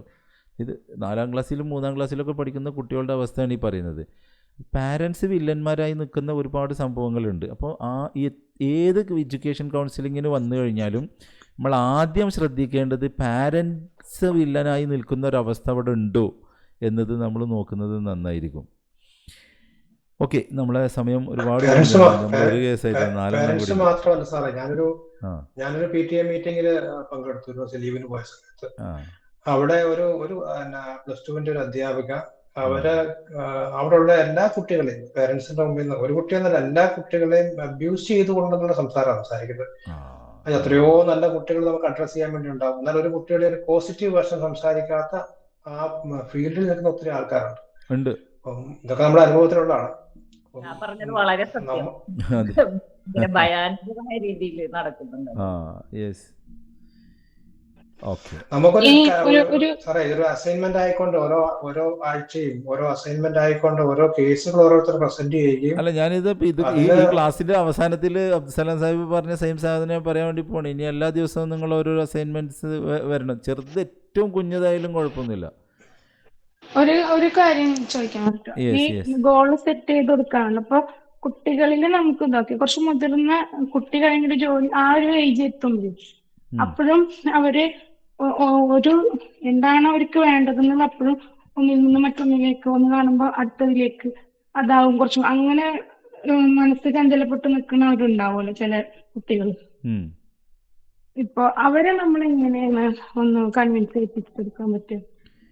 അതായത് ഒരു കോഴ്സ് പഠിച്ചു, അത് പൂർത്തിയാവുന്നതിന് മുന്നേ അടുത്തതിലേക്ക് പോവുക, അല്ല, അല്ലെങ്കിൽ അത് പൂർത്തിയാക്കി പൂർത്തിയായി. കഴിഞ്ഞതിന് അപ്പൊ ശേഷം ജസ്റ്റ് അടുത്തതിലേക്ക് പോവുക. പിന്നെ അടുത്തത് വേറെ ഒരു പ്രൊഫഷൻ ചൂസ് ചെയ്യുക, എന്നിട്ട് അതും നോക്കും. അപ്പൊ പിന്നെ അതൊക്കെ കംപ്ലീറ്റ് ചെയ്ത് കഴിയുമ്പോ തോന്നുക വേറെ ഒന്നായിരിക്കും ഒന്നും കൂടി നല്ല. കാരണം കംപ്ലീറ്റ് ചെയ്യണ നല്ല മാർക്കൊക്കെ ഉണ്ട്, പക്ഷെ അതിൽ തന്നെ സ്റ്റിക്ക് ഓൺ ചെയ്തെങ്കിലല്ലേ നമുക്ക് അതിൽ നല്ലൊരു ഔട്ട്പുട്ട് കൊണ്ടുവരാൻ പറ്റുള്ളൂ. പക്ഷെ മനസ്സ് ഇങ്ങനെ വേറെ ഒന്നാവും ഒന്നും കൂടി പറ്റുന്നിട്ട് അതിനേക്ക് തിരികെ ഈ ഗ്രൂപ്പിലെ ഡിസ്കഷൻ കൊണ്ട് മാത്രം പൂർത്തിയാവില്ല. ഇല്ല ഇല്ല ഇല്ല അതെ. പിന്നെ ഹഫ്സ പറഞ്ഞ ഈ സംഭവത്തിൽ ഇങ്ങനെയുള്ള കുട്ടികളുടെ അടുത്ത് ഇരുന്നിട്ട് എന്തുകൊണ്ടാണ് ഇങ്ങനെ ഒരു കോഴ്സിൽ നിന്ന് വേറൊരു കോഴ്സിലേക്ക് മാറുന്നത്, ഇത് വർഷങ്ങളെ നഷ്ടപ്പെടുത്തുന്നുണ്ടോ, അവരുടെ അടുത്ത് ചോദിക്കണം, നിൻ്റെ വർഷങ്ങളെ നഷ്ടപ്പെടുത്തുന്നുണ്ടോ? ഈ പഠിച്ച കോഴ്സിൽ നിന്ന് ഈ പഠിച്ച കോഴ്സ് എടുക്കുമ്പോൾ ഉണ്ടായിരുന്ന ഗോൾ എന്തായിരുന്നു, ഇപ്പോൾ ആ ഗോള് മാറാനുള്ള കാരണം എന്താണ്? ചിലപ്പോൾ നല്ല പോസിറ്റീവായിട്ടുള്ള, അതായത് ഒരു കോഴ്സിൽ നിന്ന് മറ്റൊരു കോഴ്സിലേക്ക് മാറുന്നത് വമ്പനൊരു അപരാധമാണ് എന്ന രീതിയിൽ കേൾക്കാതെ അതൊരു പോസിറ്റീവായ രീതിയിൽ കേട്ടുകൊണ്ട് അന്നുണ്ടായിരുന്ന മനോഭാവം എന്തായിരുന്നു, ഇന്നിപ്പോൾ 2 കൊല്ലം 3 കൊല്ലത്തിന് ശേഷം മനോഭാവം മാറാൻ കാരണം എന്താണ്? ചിലപ്പോൾ എന്താണെന്ന് വെച്ച് കഴിഞ്ഞാൽ ടെക്നോളജി ഇങ്ങനെ മാറിക്കൊണ്ടിരിക്കുകയാണല്ലോ. അപ്പോൾ ഇതിന് ഇനി സാധ്യതയില്ല, അതിനാണ് സാധ്യത എന്നതായിരിക്കാം ഒരു പക്ഷേ ഈ കുട്ടികളെ കൊണ്ട് ഇങ്ങനെ ചിന്തിപ്പിക്കുന്നതെങ്കിൽ, എല്ലാത്തിനും സാധ്യതകളുള്ള ലോകത്താണ് ജീവിക്കുന്നത്. ഓരോന്നിനും അതിൻ്റേതായ സാധ്യതകളുണ്ട്. നമ്മൾ ഇറങ്ങിത്തിരിക്കുമ്പോൾ മാത്രമാണ് അതിനെ നമുക്ക് കണ്ടെത്താൻ വേണ്ടി പറ്റുള്ളൂ എന്നതിലേക്ക് കൊണ്ടുവരണം. അപ്പോൾ ഈ കുട്ടിയുടെ മനസ്സിൽ എന്താണ്, അല്ലെങ്കിൽ ഈ വിദ്യാർത്ഥി ചിലപ്പോൾ ഒരുപക്ഷെ മുതിർന്ന വിദ്യാർത്ഥി ആയിരിക്കാം, MBA കഴിഞ്ഞ ആളായിരിക്കാം, ഓർ MCA ലൈക്ക് അങ്ങനെയുള്ള എന്തെങ്കിലുമൊക്കെ കഴിഞ്ഞവരായിരിക്കാം. അപ്പോൾ അതിനെക്കുറിച്ച് ചോദിക്കുമ്പോൾ ഒരു ആൻസർ കിട്ടിയിട്ടുണ്ടായിരുന്നെന്ന് വെച്ചാല് ഒരു ഈ ഇഷ്ടമില്ലാത്തൊരു സ്ഥലത്ത് തുടർന്നിട്ട് ഭാവിയിൽ അത് ഭയങ്കര നഷ്ടമാണ്. അപ്പൊ ഇപ്പൊ തന്നെ അതിനു വേണ്ടി ചേഞ്ച് ശ്രമിക്കുകയാണ് ബെറ്റർ എന്നാണ് ആൻസർ. ഓക്കെ, ഇപ്പം ഞാൻ പറയുന്നത് ഓക്കെ ഇപ്പം തന്നെ ശ്രമിക്കാം. ഓക്കെ, അപ്പോൾ ഇനി മോന് അല്ലെങ്കിൽ ഇനി മോൾക്ക് ഈ കോഴ്സ് ഇപ്പം ഇത്ര വർഷമാണ്, 1 വർഷം 2 വർഷം ഒരു 3 വർഷം, ഇത് കഴിയുന്ന സമയത്ത് ഇതേപോലത്തെ ചിന്താഗതി വരുമോ ഇല്ലയോ എന്ന് എന്താണ് ഉറപ്പ്? അപ്പോൾ അതിനൊരു ജെന്യുവൻ റീസൺ ഉണ്ടോ എന്നുള്ളതാണ് അവർ നോക്കേണ്ടത്. ഇപ്പോൾ ഹഫ്സ പറഞ്ഞു വെച്ച് നോക്കുകയാണെങ്കിൽ അതൊരു ജെന്യുവൻ റീസൺ അല്ല, ആണോ? ജെനുവിൻ റീസൺ അല്ല, അതന്നെ നമ്മളുടെയും കൺഫ്യൂഷൻ. ജെനുവിൻ റീസൺ ആയിട്ടൊന്നും തോന്നുന്നില്ല. ജെന്യുവൻ റീസൺ പക്ഷെ വീണ്ടും അവിടെ തന്നെ സ്റ്റിക്ക് ഓൺ ചെയ്യാന്ന് വെച്ചാൽ അതൊരു എന്തുകൊണ്ടെന്നുള്ളതാണ്. പിന്നെ അല്ലെങ്കിൽ ഇങ്ങനെ പറയാം, അതായത് എനിക്ക് ഈ ഫീൽഡ് ഇഷ്ടമല്ല, പഠിച്ചു കഴിഞ്ഞപ്പോൾ എനിക്ക് തോന്നുന്നു എനിക്ക് ഫീൽഡ് ഇഷ്ടമല്ല. ഓക്കെ, തീരെ ഇഷ്ടമല്ല, ഇനി എനിക്ക് ആ ഫീൽഡ് വർക്ക് ചെയ്യാനേ താല്പര്യമില്ല. അപ്പോൾ ടെക്നോളജി വൈസ് മാറുമ്പോൾ ഞാൻ നേരത്തെ പറഞ്ഞത് നമുക്ക് ഉപയോഗപ്പെടുത്താം, ആ സംസാരങ്ങൾ ഉപയോഗപ്പെടുത്താൻ വേണ്ടി പറ്റും.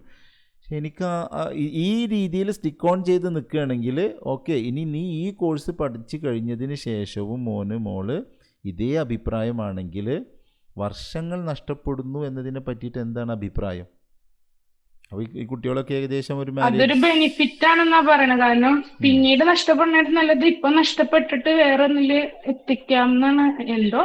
എന്താണ് അവര് ഉദ്ദേശിക്കുന്നത് നമുക്ക് പിടികിട്ടുന്നില്ല. ഇപ്പോൾ ലൈക്ക് ഒരു സ്പെസിഫിക് സംഭവത്തെ കുറിച്ചിട്ടാണ് അവസ്ഥ പറയുന്നത് എന്ന് എനിക്ക് മനസ്സിലായി. ചിലപ്പോൾ സ്വന്തം കുട്ടിയായിരിക്കാം അല്ലേ?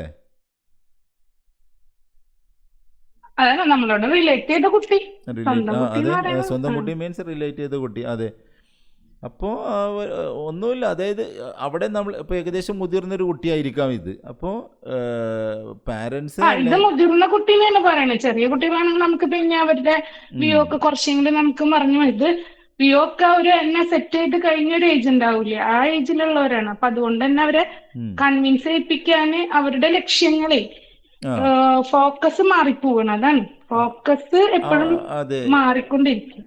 അപ്പോൾ നമുക്ക് അഡ്വൈസ് കൊടുക്കാം ആസ് എ പാരന്റ്, അല്ലെങ്കിൽ നമ്മുടെ കസിൻ എന്നൊക്കെ ഉള്ള നിലക്ക്. അങ്ങനെയാണെങ്കിൽ മോനൊരു എക്സ്പേർട്ടിനായിട്ട് ഇരുന്നിട്ട് ഒരു ഡിസിഷനിലേക്ക് എത്തുന്നതായിരിക്കില്ലേ നല്ലത്?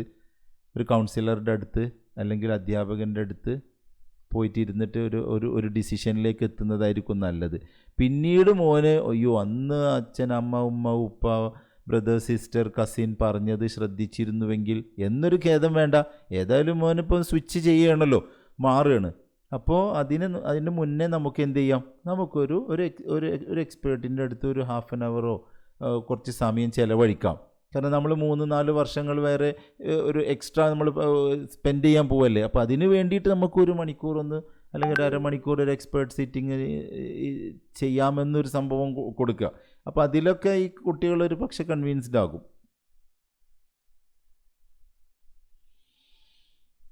ഓക്കെ, ശരി.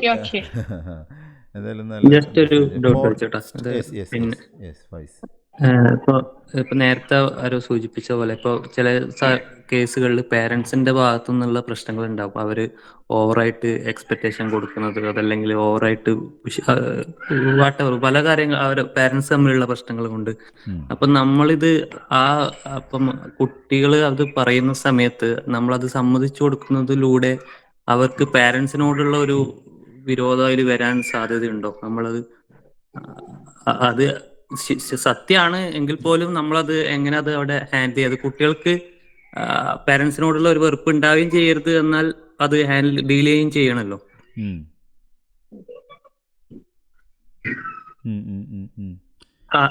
എങ്ങനെയത് ഇപ്പൊ ഈ പറഞ്ഞ മുതിർന്ന കുറച്ച് പ്രായമുള്ള പഠിക്കുന്ന കുട്ടികളുടെ അല്ലേ?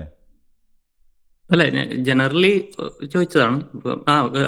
കുറച്ച് മുതിർന്ന കുട്ടികൾക്കാണല്ലോ അത് പെട്ടെന്ന് ആ രീതിയിലേക്ക് ചിന്ത പോവാ. ചെറിയ കുട്ടികളെ നമുക്ക് എങ്ങനെയും മാനേജ് ചെയ്യാലോ. ഒന്നും കൂടി ചോദിച്ചാൽ ക്വസ്റ്റ്യൻ ഒന്നും കൂടി ചോദിച്ചാൽ അതിൻ്റെ ഉള്ളിൽ തന്നെ ആൻസർ ഉണ്ട്, അതുകൊണ്ടാണ് ഞാൻ ആർക്ക്. ഓക്കെ, ഒന്നും കൂടി ചില കേസുകൾ ഇപ്പം ഉമ്മയും ഉപ്പയും തമ്മിലുള്ള പ്രശ്നമായിരിക്കാം, അല്ലെങ്കിൽ വീട്ടിലെ സാഹചര്യങ്ങൾ അവർ ഓവറായിട്ട് എക്സ്പെക്ടേഷൻ കൊടുത്ത് ഭയങ്കരമായിട്ട് പുഷ് ചെയ്യുന്ന കാര്യങ്ങളായിരിക്കാം. അപ്പം ഈ കുട്ടികൾ ഈ ഒരു റീസൺ ഒക്കെ പറയുമ്പോൾ നമ്മളത് അവരെ പ്രശ്നമാണ് എന്നുള്ള രീതിയിലേക്ക് നമുക്കിപ്പോൾ പേരൻസിനെ ചിലപ്പോൾ നമുക്കത് അവരോട് സംസാരിക്കാം, അവരെ കാര്യങ്ങളാന്ന് പറയുകയൊക്കെ ചെയ്യാം. എങ്കിൽ പോലും അതാണെന്ന് മനസ്സിലാകുമ്പോൾ കുട്ടികൾക്ക് പേരൻസിനോട് ഒരു വിരോധം വരുമോ എന്നുള്ളതാണ് ഡൗട്ട്.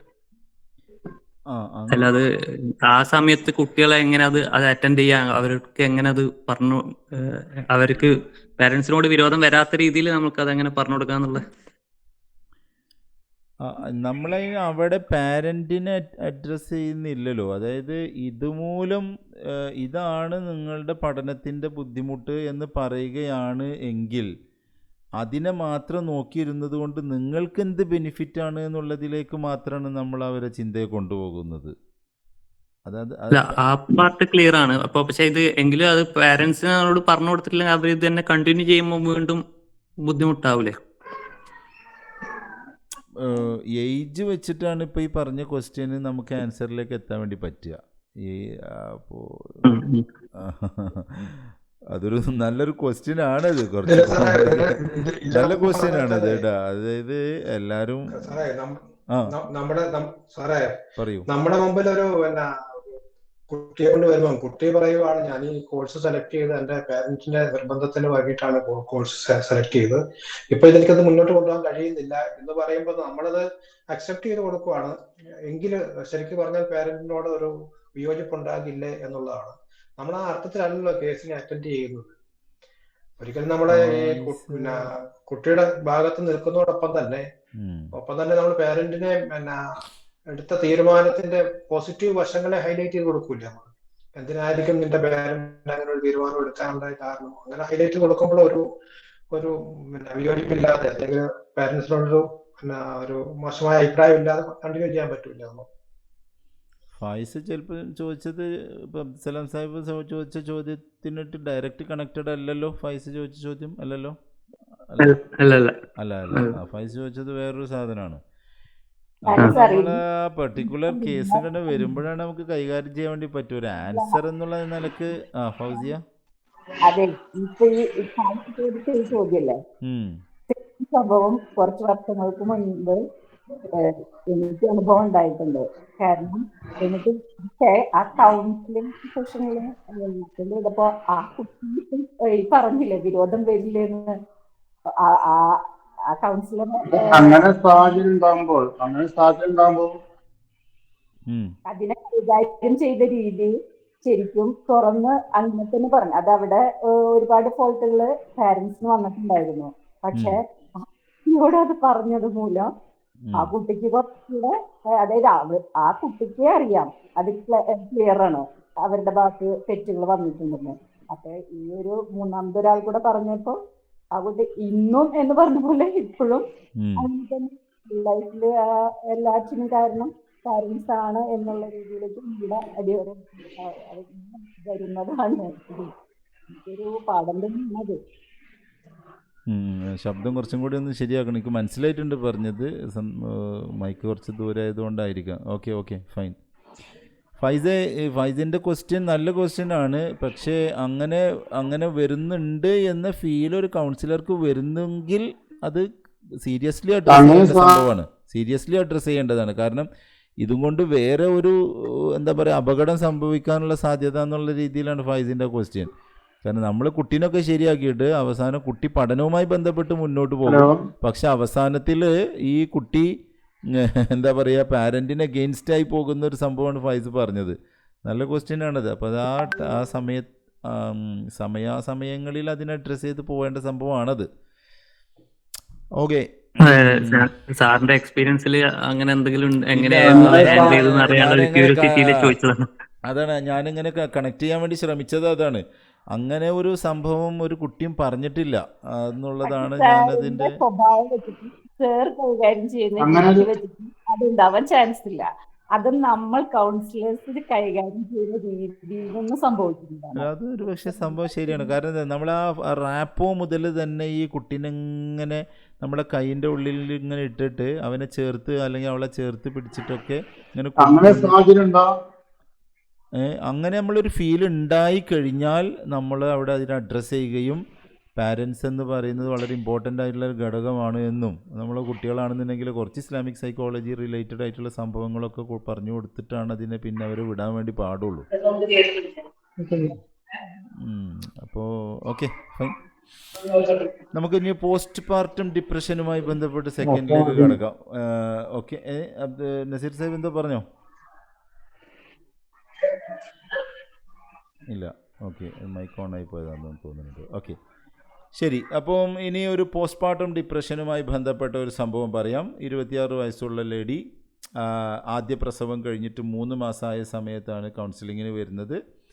അവരെ പ്രശ്നം എപ്പോഴും ബോഡി തളർച്ച. ഞാനിതാ കുഴഞ്ഞു വീഴുന്നു, എനിക്കൊരു താക്കത്തില്ല, ഞാൻ എപ്പോഴും ഇങ്ങനെ ആയിക്കഴിഞ്ഞു.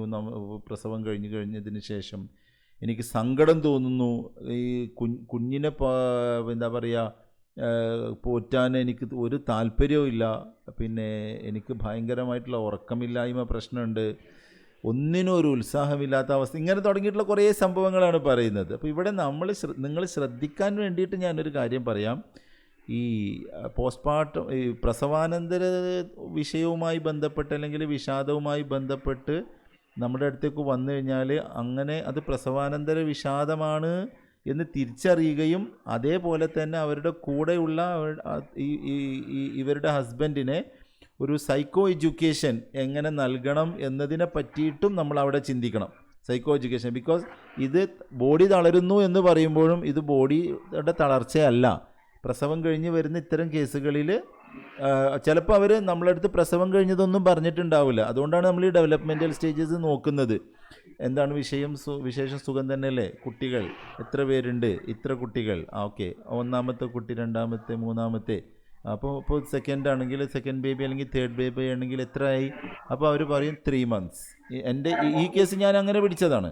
ഞാൻ ഈ പറയുന്ന പോസ്റ്റ്മോർട്ടം ഡിപ്രഷൻ എന്ന് പറയുന്ന കേസ് എനിക്ക് അങ്ങനെ മനസ്സിലായതാണ്. പറഞ്ഞു വന്നപ്പോൾ അവർ കുട്ടിക്ക് 3 മാസമായിട്ടുള്ളൂ. അപ്പോൾ നമ്മൾ ഏകദേശം ഇനി ഇതിലേക്ക് കണക്ട് ചെയ്യാൻ വേണ്ടി പറ്റുമോ നോക്കി. അപ്പോൾ പറഞ്ഞു വന്നപ്പോൾ അതാണ് വിഷയം. അപ്പോൾ ഇത് അറ്റൻഡിങ്, നമ്മൾ നേരത്തെ സൂചിപ്പിച്ചത് തന്നെ, അറ്റൻഡിങ് എന്ന് പറയുന്നത് സാഗൂതം അറ്റൻഡിങ് ചെയ്യുന്നത് കൊണ്ടാണ് ഇത് നമുക്ക് മനസ്സിലാകുന്നത്. അപ്പോൾ ഈ ഒരു ലേഡിയുടെ സങ്കടം, അവർ അനുഭവിക്കുന്ന തളർച്ച, അവരനുഭവിക്കുന്ന കുറ്റബോധം, ഈ 3 കാര്യങ്ങളാണ് അവിടെ ഉള്ളത്. ഒന്നെന്താണ് നിങ്ങളൊന്ന് പറഞ്ഞേ? ഒന്ന് സങ്കടമുണ്ട് അല്ലേ, മറ്റൊന്ന് ബോഡി ശരീരത്തിൽ എന്തുണ്ട്, തളർച്ചയുണ്ട്, വേറെ ഒന്ന് മാനസികമായിട്ട് എന്തുണ്ട്, കുറ്റബോധമുണ്ട്. ഈ 3 കാര്യങ്ങളാണ്. അപ്പോൾ ഇതിൽ body language is very important. അപ്പോൾ നമ്മൾ കൗൺസിലർ എന്ന നിലക്ക് എംപതറ്റിക്കൽ റെസ്പോൺസ് എന്ന് പറയുന്ന സംഭവം വളരെ ഇമ്പോർട്ടൻ്റ് ആണെന്ന് നമ്മൾ പലപ്പോഴായി പറഞ്ഞു വെച്ചു. അപ്പോൾ ഇവിടെ ഞാനൊരു നല്ല അമ്മയെ അല്ല എന്ന ചിന്തയാണ് ഇവരുടെ ഈ ഒരു മാനസിക വിഷമങ്ങൾക്കുള്ള കാരണങ്ങളിലൊന്ന്. ഞാനൊരു നല്ല അമ്മയല്ല. അത് പറയുമ്പോൾ അവരെ കുറ്റപ്പെടുത്താതെ അവരനുഭവിക്കുന്ന ആ ഒരു മാനസികാവസ്ഥയെ ഉൾക്കൊള്ളാൻ വേണ്ടിയിട്ട് തയ്യാറുള്ള ഒരു വ്യക്തിയായിട്ട് നിൽക്കുക. ഇത്തരം സംഗതികൾക്ക് എപ്പോഴും ബെസ്റ്റ് ഒരു ലേഡി കൗൺസിലർ ആയിരിക്കും. പക്ഷെ അവർ ലേഡി കൗൺസിലറിനെ ഡിമാൻഡ് ചെയ്യാത്തത് കൊണ്ട് ഞാൻ അങ്ങനെ അങ്ങ് മുന്നോട്ട് പോവുകയാണ് ചെയ്തത്. അപ്പോൾ ഞാൻ പിന്നെ ചോദിച്ചില്ല, കാരണം അവർക്ക് മനസ്സിലായി, റാപ്പോ എല്ലാം കഴിഞ്ഞപ്പോൾ എനിക്ക് മനസ്സിലായി she is comfortable with me എന്ന് എനിക്ക് തോന്നിയപ്പോൾ ഞാൻ അങ്ങനെ മുന്നോട്ട് പോയതാണ്.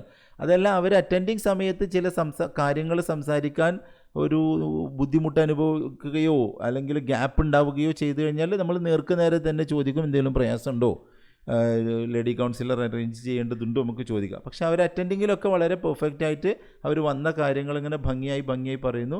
അവർ 3 മാസമായിട്ടുള്ളൂ പ്രസവിച്ചിട്ടുള്ളൂ എന്ന് പറഞ്ഞ് ഞാൻ ഇതിലേക്ക് കണക്ട് ചെയ്തപ്പോൾ അവർക്ക് വളരെ സന്തോഷമായി. കാരണം എൻ്റെ പ്രശ്നം സാറിന് പെട്ടെന്ന് മനസ്സിലായല്ലോ, ഇതൊരു 10 മിനിറ്റിനുള്ളിൽ തന്നെ മനസ്സിലായി. അപ്പോൾ അവർക്ക് എന്നോടുള്ള ബോണ്ടിങ് കൂടുതൽ, അപ്പോൾ അതായത് നമ്മളെ റാപ്പ് പെട്ടെന്ന് സെറ്റായി എന്നാണ് അതിൻ്റെ അർത്ഥം. അപ്പോൾ ഇതാണ് നമ്മൾ അറ്റൻഡിങ് ചെയ്ത സമയത്ത് ഉണ്ടായിട്ടുള്ളത്. റെസ്പോണ്ടിങ് എന്ന് പറയുമ്പോൾ നമ്മൾ എന്താ ചെയ്യുന്നത്, നമ്മൾ വാക്കുകളിലൂടെ അവരെ കാര്യങ്ങൾ പ്രതിഫലിപ്പിക്കുക. അതായത് അവരുടെ വികാരങ്ങളുണ്ടല്ലോ, അതിനൊക്കെ നമ്മൾ തിരിച്ചറിഞ്ഞിട്ടുണ്ട്. കുഞ്ഞിനെ നോക്കാൻ കഴിയാത്തതിലുള്ള നിരാശ, എനിക്കൊന്നിനും കഴിയുന്നില്ല എന്ന് പറയുന്ന ചിന്ത, ഇത് നിങ്ങൾ ഒരുപാട് അലട്ടുന്നുണ്ട് അല്ലേ?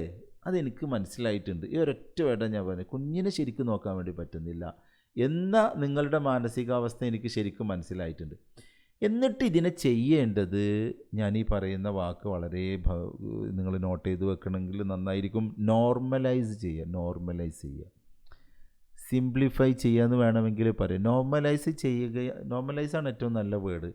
ഇത് പല അമ്മമാർക്കും, എല്ലാ അമ്മമാർക്കും എന്ന് പറഞ്ഞേക്കരുത്. അപ്പോൾ നമ്മൾ നേരത്തെ പയ്യൻ്റെത് പറഞ്ഞ പോലെ കണക്ട് ചെയ്യാൻ വേണ്ടി എൻ്റെ എന്തെല്ലോ എത്ര ഫ്രണ്ട്സ് പ്രസവിച്ചിട്ടുണ്ട്, അവർക്കൊന്നുമില്ലല്ലോ എന്ന് ഒന്നുകിൽ നേർക്ക് നേരെ പറയും, അല്ലെങ്കിൽ അവരുടെ മനസ്സിൽ ഇത് എന്നെ സമാധാനിപ്പിക്കാൻ വേണ്ടി പറയുന്നത്. അതുകൊണ്ടാണ് ഈ പല എന്ന് പറയുന്ന വേർഡ് നമ്മുടെ സംസാരത്തിൽ വളരെ ഇമ്പോർട്ടൻ്റ് ആയി മാറുന്നത്. പല അമ്മമാർക്കും ഉണ്ടാകുന്ന ഒരവസ്ഥയാണ്. അതുകൊണ്ട് തന്നെ ഒരു കുറ്റബോധവും ഇതിൽ തോന്നേണ്ട കാര്യമില്ല. അവരൊന്ന് നോക്കുക, ഞാൻ അഭിനയിക്കുകയാണ് പെട്ട, അവരൊന്ന് നോക്കുക. ഒരു കുറ്റബോധം തോന്നേണ്ട കാര്യമില്ല. എന്തിനാ കുറ്റബോധം തോന്നുന്നത്? ഇത് ലോകത്ത് ആദ്യമായിട്ടാണോ ഇങ്ങനെ ഒരു അമ്മയ്ക്ക് ഉണ്ടാകുന്നത്? കോടിക്കണക്കിന് ആളുകൾ പ്രസവിക്കുന്നില്ലേ? ഇല്ലേ? എന്നിട്ട് 23 ഇയേഴ്സ് ഓൾഡായത് കാരണം എന്നെക്കാളും ഒരു 10-23 വയസ്സിന് താഴെയാണല്ലോ. അപ്പോൾ ഞാൻ മോൾക്ക് എന്തിനാ അങ്ങനെ ഒരു പ്രശ്നം തോന്നേണ്ട കാര്യം എന്താണ് എന്ന് നമുക്ക് പിന്നെ നിങ്ങളിപ്പോൾ ലേഡി കൗൺസിലേഴ്സൊക്കെ കാണുന്നുണ്ടെങ്കിൽ അവരൊന്ന് ചേർത്ത് പിടിക്കുകയൊക്കെ ചെയ്യുന്നൊരവസ്ഥ ഒക്കെ ഉണ്ടാക്കാം. ഓക്കെ, അത്രേ ഉള്ളൂ. റെസ്പോണ്ടിങ് അത്രേ ഉള്ളൂ, വേറെ ഞാൻ അതിൻ്റെ വേലക്കൊന്നുമില്ല. ഇനി നമ്മുടെ സ്റ്റേജ് പ്രകാരം മൂന്നാമത്തേതിലേക്ക് പേഴ്സണലൈസിങ്ങിലേക്ക് പോവുകയാണ്. പേഴ്സണലൈസിങ് ഇവിടെ ഒരു അത്യാവശ്യം അല്ലെങ്കിൽ ഒരു ഇമ്പോർട്ടൻ്റ് സംഭവമാണ് പേഴ്സണലൈസിങ് എന്ന്. അപ്പോൾ ഈ പേഴ്സണലൈസിങ് ഘട്ടത്തിൽ അവരുടെ ജീവിതത്തെ വളരെ ആഴത്തിൽ ബാധിച്ചിരിക്കുന്ന ഒരു പ്രശ്നമാണ് എന്ന് അവരെ കൊണ്ട് സ്വയം തിരിച്ചറിയിപ്പിക്കുക എന്നതാണ് ഇവിടെ നമ്മൾ എടുക്കേണ്ടത്. അപ്പോൾ ഫസ്റ്റ് വണ് കുറ്റബോധം മാറ്റുക എന്നുള്ളതാണ് ഇവിടെ പേഴ്സണലൈസിങ്. ഇവിടുത്തെ പേഴ്സണലൈസിങ് നമ്മൾ നേരത്തെ പറഞ്ഞതുമായിട്ട് ബന്ധമൊന്നും ഇല്ലാത്തതാണ്. കാരണം ആ കുട്ടി പഠനവുമായി ബന്ധപ്പെട്ട് വന്നതുമായിട്ട് ഇവിടുത്തെ പേഴ്സണലൈസിങ്ങിന് ഒരു ബന്ധമില്ല. ഇവിടെ നമ്മൾ ചെയ്യേണ്ടത് അവരുടെ കുറ്റബോധം മാറ്റിയെടുക്കുക. അതാണ് പേഴ്സണലൈസിങ്. അത് എനിക്ക് കഴിവില്ലാത്തത് കൊണ്ടല്ല, മറിച്ച് എൻ്റെ ഉള്ളിലെ പ്രസവശേഷം ഉണ്ടായിട്ടുള്ള ഹോർമോൺ ചേഞ്ചസും കാര്യങ്ങളൊക്കെ ഉണ്ടാവുന്നതല്ലേ. അപ്പോൾ ആ ഹോർമോൺ ചേഞ്ചസുമായി ബന്ധപ്പെട്ട് സംഭവിച്ചിട്ടുള്ള മാനസിക സമ്മർദ്ദമാണ്. അത് ഗ്രാജ്വലി കുറച്ച് മുന്നോട്ട് പോയി കഴിഞ്ഞാൽ അത് മാറും. ആരാ പറയുന്നത്? എക്സ്പേർട്ടാണ് പറയുന്നത്. അത് നമ്മൾ പറയണത്. എനിക്ക് എന്തോരം കേസുകൾ വന്നിട്ടുണ്ട്. മോള് മാത്രമല്ല എൻ്റെ മുന്നിൽ, അല്ലെങ്കിൽ നിങ്ങൾ മാത്രമല്ല എൻ്റെ മുന്നിൽ വന്നിട്ടുള്ളത്. അവരെ പേര് വിളിക്കാം, ABC XYZ മാത്രമല്ല വന്നിട്ടുള്ളത്.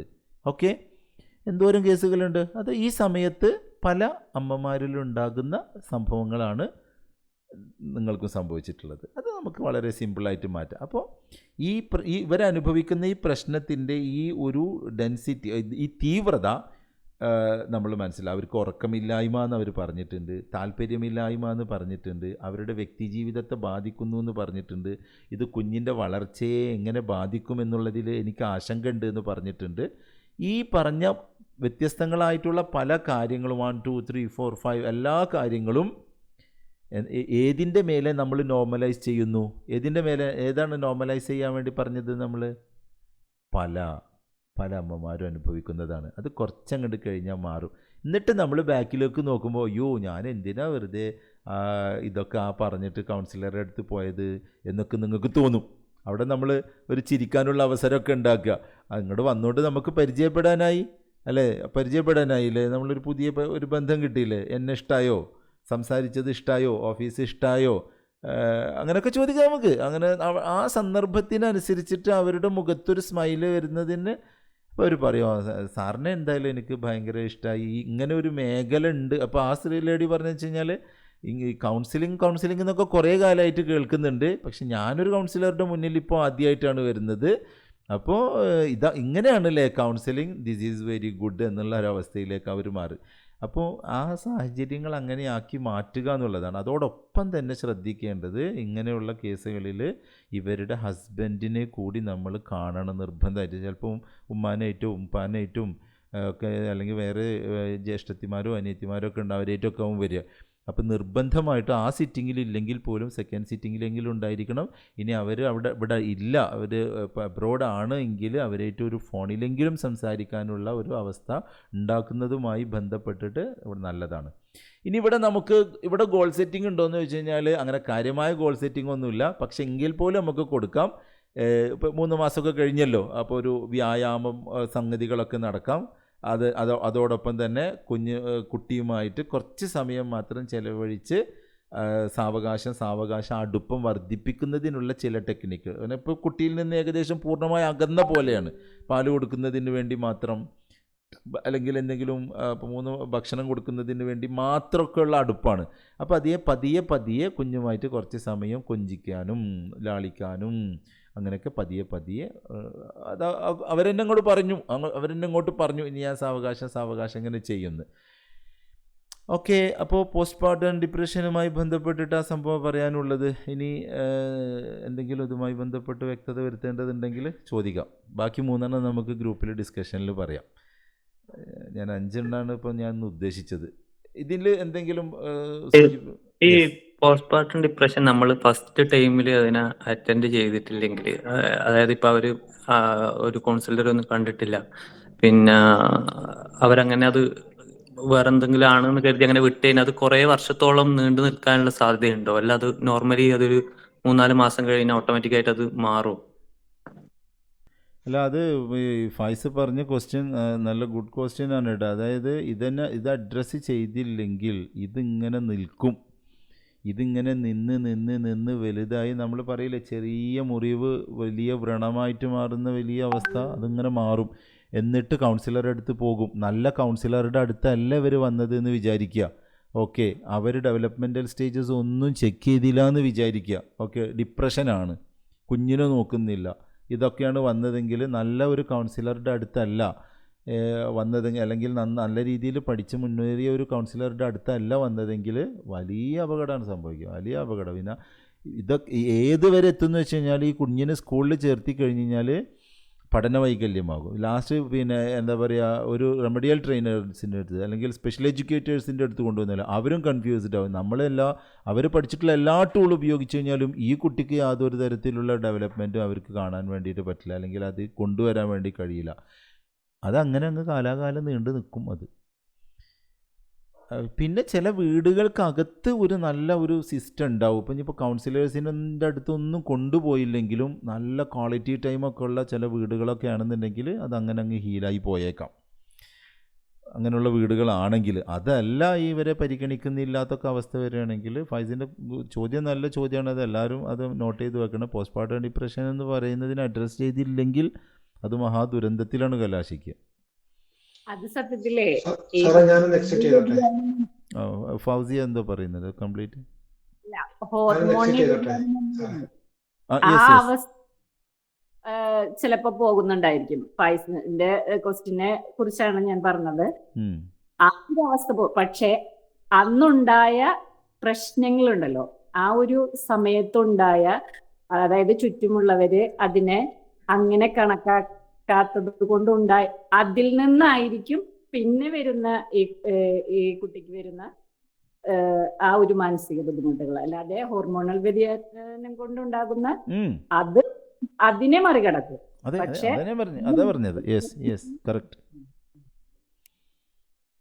നല്ലൊരു ബോധവൽക്കരണം ആവശ്യമുള്ള ഒരു മേഖലയാണല്ലോ ഇപ്പൊ. എപ്പോഴും തീർച്ചയായിട്ടും. ആൾക്കാരൊക്കെ അതെ അതെ എടുക്കാത്ത ഒരു അതെ അതെ അതെ അതെ നമുക്ക് അറിയുന്ന ആൾക്കാർ തന്നെ ഇത് പോസ്റ്റ്മോർട്ടം ഡിപ്രഷൻ എന്നൊക്കെ പറയുമ്പോ അതെന്തോ ഒരു മെന്റൽ കേസാണെന്നുള്ള രീതിയിൽ തീരെ അതിൽ നിന്നും മെയിൻ ചെയ്യാതെ പോകുന്ന ഒരുപാട് ഫാമിലിനെ പരിചയമുണ്ട്. അതെ വലിയൊരു ബോധവൽക്കരണം ആവശ്യമുള്ള ഒരു ഏരിയ. ഫായിസിനെ പോലും ആൺകുട്ടികളാണ് കൂടുതൽ ബോധവൽക്കരിക്കപ്പെടേണ്ടത്. അവരാണ് ആൺകുട്ടികള് കൂടുതൽ ബോധവൽക്കരിക്കപ്പെട്ട കുറച്ചുകൂടെ എളുപ്പമാവും കാര്യങ്ങളെ. ഈ ആൺകുട്ടികൾ മാത്രല്ല, ഇപ്പൊ ഈ പഴയ ആളുകളുള്ള വീടുകളൊക്കെ ആണെങ്കിൽ ഈ പോസ്റ്റ്മോർട്ടം ഡിപ്രഷൻ ഒക്കെ അവർക്ക് ഉൾക്കൊള്ളാൻ കഴിയില്ല. അല്ല, അവര് അതുണ്ട്, ശരിയാണ്. അതെ അത് വലിയൊരു പോയിന്റ് അല്ലേ? അവരെ തിരുത്താൻ പറ്റില്ല. അവരെ തിരുത്തേണ്ടവര് നമുക്ക് കുറച്ചുകൂടെ പ്രയോജനപ്പെടുത്താമെന്നാ ഞാൻ പറഞ്ഞത്. അല്ല, എനിക്കുണ്ടായ ഒരു അനുഭവം പറയാം. നമ്മുടെ നാട്ടില് ഒരു ഡോക്ടറോട് ഇങ്ങനെ സംസാരിച്ചപ്പോ, ഒരു ഗൈനക്കോളജിസ്റ്റ് ഡോക്ടറാണ്. അപ്പൊ അവര് പറഞ്ഞൊരു കാര്യമുണ്ട്. ഈ ശരിക്ക് ഈ ഒരു കുട്ടി, ഒരു പെൺകുട്ടി ഗർഭിണിയാന്ന് അറിയുമ്പോ അവരുടെ വീട്ടിലുള്ള അമ്മായിയമ്മ, നാത്തൂന്മാര്, ഭർത്താവ്, അങ്ങനെ കസിൻസ്, വേണ്ടപ്പെട്ട കുറച്ച് കസിൻസിനെ വിളിച്ചിട്ട് ഒരു ബോധവൽക്കരണം നടത്തുന്നത് നല്ലതാണെന്ന്. കാരണം പ്രസവം കഴിഞ്ഞ് ഒരു 28 ദിവസമോ 40 ദിവസം ആകുമ്പോ ഈ കുട്ടിനെയും കൊണ്ട് വരാൻ പറയുമ്പോ അവര് ഇത്തരം പ്രശ്നങ്ങൾ കൊണ്ടാണ് വരുന്നത്. ഉറക്കില്ല, കുട്ടിനെ നോക്കണില്ല, അതൊക്കെയാണ് അവരുടെ പ്രശ്നങ്ങള്. അപ്പൊ ഒരു ബോധവൽക്കരണം ഒക്കെ നടത്തി കഴിഞ്ഞാൽ ഇതിൽ കുറച്ച് മാറ്റം ഉണ്ടാവും. ഞാൻ സാധാരണ ചെയ്യുന്ന ഒരു പണി എന്താണെന്ന് വെച്ച് കഴിഞ്ഞാൽ, ഇപ്പോൾ ഈ പാരൻസിനെ കിട്ടുന്ന പാരൻറ്റിങ് ക്ലാസ്സുകളിലൊക്കെ, സ്കൂളുകളിൽ പോകുന്ന സമയത്തൊക്കെ ഇത് പതിയെ കുറേശ്ശെ, കാരണം അവിടെ ഉണ്ടാവും. കാരണം പ്രത്യേകിച്ച് LP ക്ലാസ്സുകളിലുള്ള രക്ഷിതാക്കളെ കാണാൻ വേണ്ടി പോകുമ്പോൾ ചിലപ്പോൾ അവരുടെ ഒന്നാമത്തെ കുട്ടിയായിരിക്കും അവിടെ പഠിക്കുന്നുണ്ടായിരിക്കുക. രണ്ടാമത്തെയോ മൂന്നാമത്തെയോ കുട്ടി പറഞ്ഞ പോലെ ചിലപ്പോൾ 3, 4, 5 മാസത്തിലൊക്കെ നിൽക്കുന്ന ഉണ്ടാകാൻ സാധ്യതയുണ്ട്. അപ്പോൾ അത് മുന്നിൽ കണ്ടുകൊണ്ട് നമ്മളെപ്പോലുള്ള നിങ്ങൾക്കൊക്കെ അവസരം കിട്ടുമ്പോൾ ഉപയോഗപ്പെടുത്താവുന്നതാണ്. അങ്ങനെ ഉപയോഗപ്പെടുത്തുക. അത് അങ്ങനെയൊക്കെ പറഞ്ഞു കഴിഞ്ഞാൽ ക്ലാസ് കഴിഞ്ഞാൽ കുറേ പേര് നമ്മളെ അടുത്തേക്ക് വരും, ഒന്ന് കാണണം. അപ്പോൾ എല്ലാവരും അറ്റൻഡ് ചെയ്യാൻ പറ്റില്ല. പലർക്കും നമ്മളിപ്പോൾ കാർഡൊക്കെ കൊടുത്തിട്ടൊക്കെ എങ്ങനെയാണ്ട് മാനേജ് ചെയ്യും. അപ്പോൾ ഇതറിയാൻ വേണ്ടിയിട്ട് വരുന്നതാണ് ഇതൊക്കെ സംസാരിച്ച് കഴിഞ്ഞ് കഴിഞ്ഞാൽ. അപ്പോൾ ഒരുപാട്, ഞാൻ പറഞ്ഞില്ല, ഈ മേഖല എന്ന് പറയുന്നത് വലിയ കടൽ പോലെ കിടക്കുന്നതാണ്. നമ്മൾ അവസരങ്ങൾ കണ്ടെത്തിയിട്ട് ഇറങ്ങിക്കഴിഞ്ഞാൽ ഒരുപാട് പേർക്ക് നമുക്ക് ആശ്വാസം പകരാൻ വേണ്ടിയിട്ട് പറ്റും. പിന്നെ അതോടൊപ്പം തന്നെ ഇപ്പോ ഒരു പ്രസവം എന്ന് പറയുന്നത് പെട്ടെന്നൊരു ദിവസമല്ല, ഒരു 9 month എടുത്തിട്ടാണല്ലോ. അപ്പോ ഇങ്ങനത്തെ ഘട്ടങ്ങളൊക്കെ ഈ ലേഡിക്ക് ഇനി വരാൻ അപ്പൊ അതിന് ഈ പ്രഗ്നന്റ് ആയ ലേഡിയും അതിലൊരു അവബോധം ഉണ്ടായിട്ട് നമുക്ക് ആ ഉപബോധം, ഈ പ്രശ്നങ്ങൾ വന്നാലും നമുക്ക് മനസ്സിലാവും കുറച്ച് കഴിഞ്ഞാൽ ഞാനതിന് റിക്കവർ ആവാം എന്നുള്ള ഒരിത് മെല്ലെ മെല്ലെ പെൺകുട്ടികൾ, കാരണം ഇപ്പൊ പല ഫാമിലികളും ഹസ്ബൻഡും വൈഫും മാത്രമായിട്ടാവില്ല, ചിലപ്പോ ജോലിക്കാരൊക്കെ ആയിട്ട് നിൽക്കുക. അപ്പൊ ഫാമിലികളില്ലാത്തതിന്റെ വിഷമങ്ങളൊക്കെ അവർക്ക് ഉണ്ടാവും. അപ്പൊ അങ്ങനെയും നമുക്കതിനെ ഒന്ന് അങ്ങനെ ചിന്തിച്ച് നോക്കിയതാണ് കേട്ടോ ഞാൻ. അതും ഒരു എക്സാക്ട്ലി കറക്റ്റാണ്.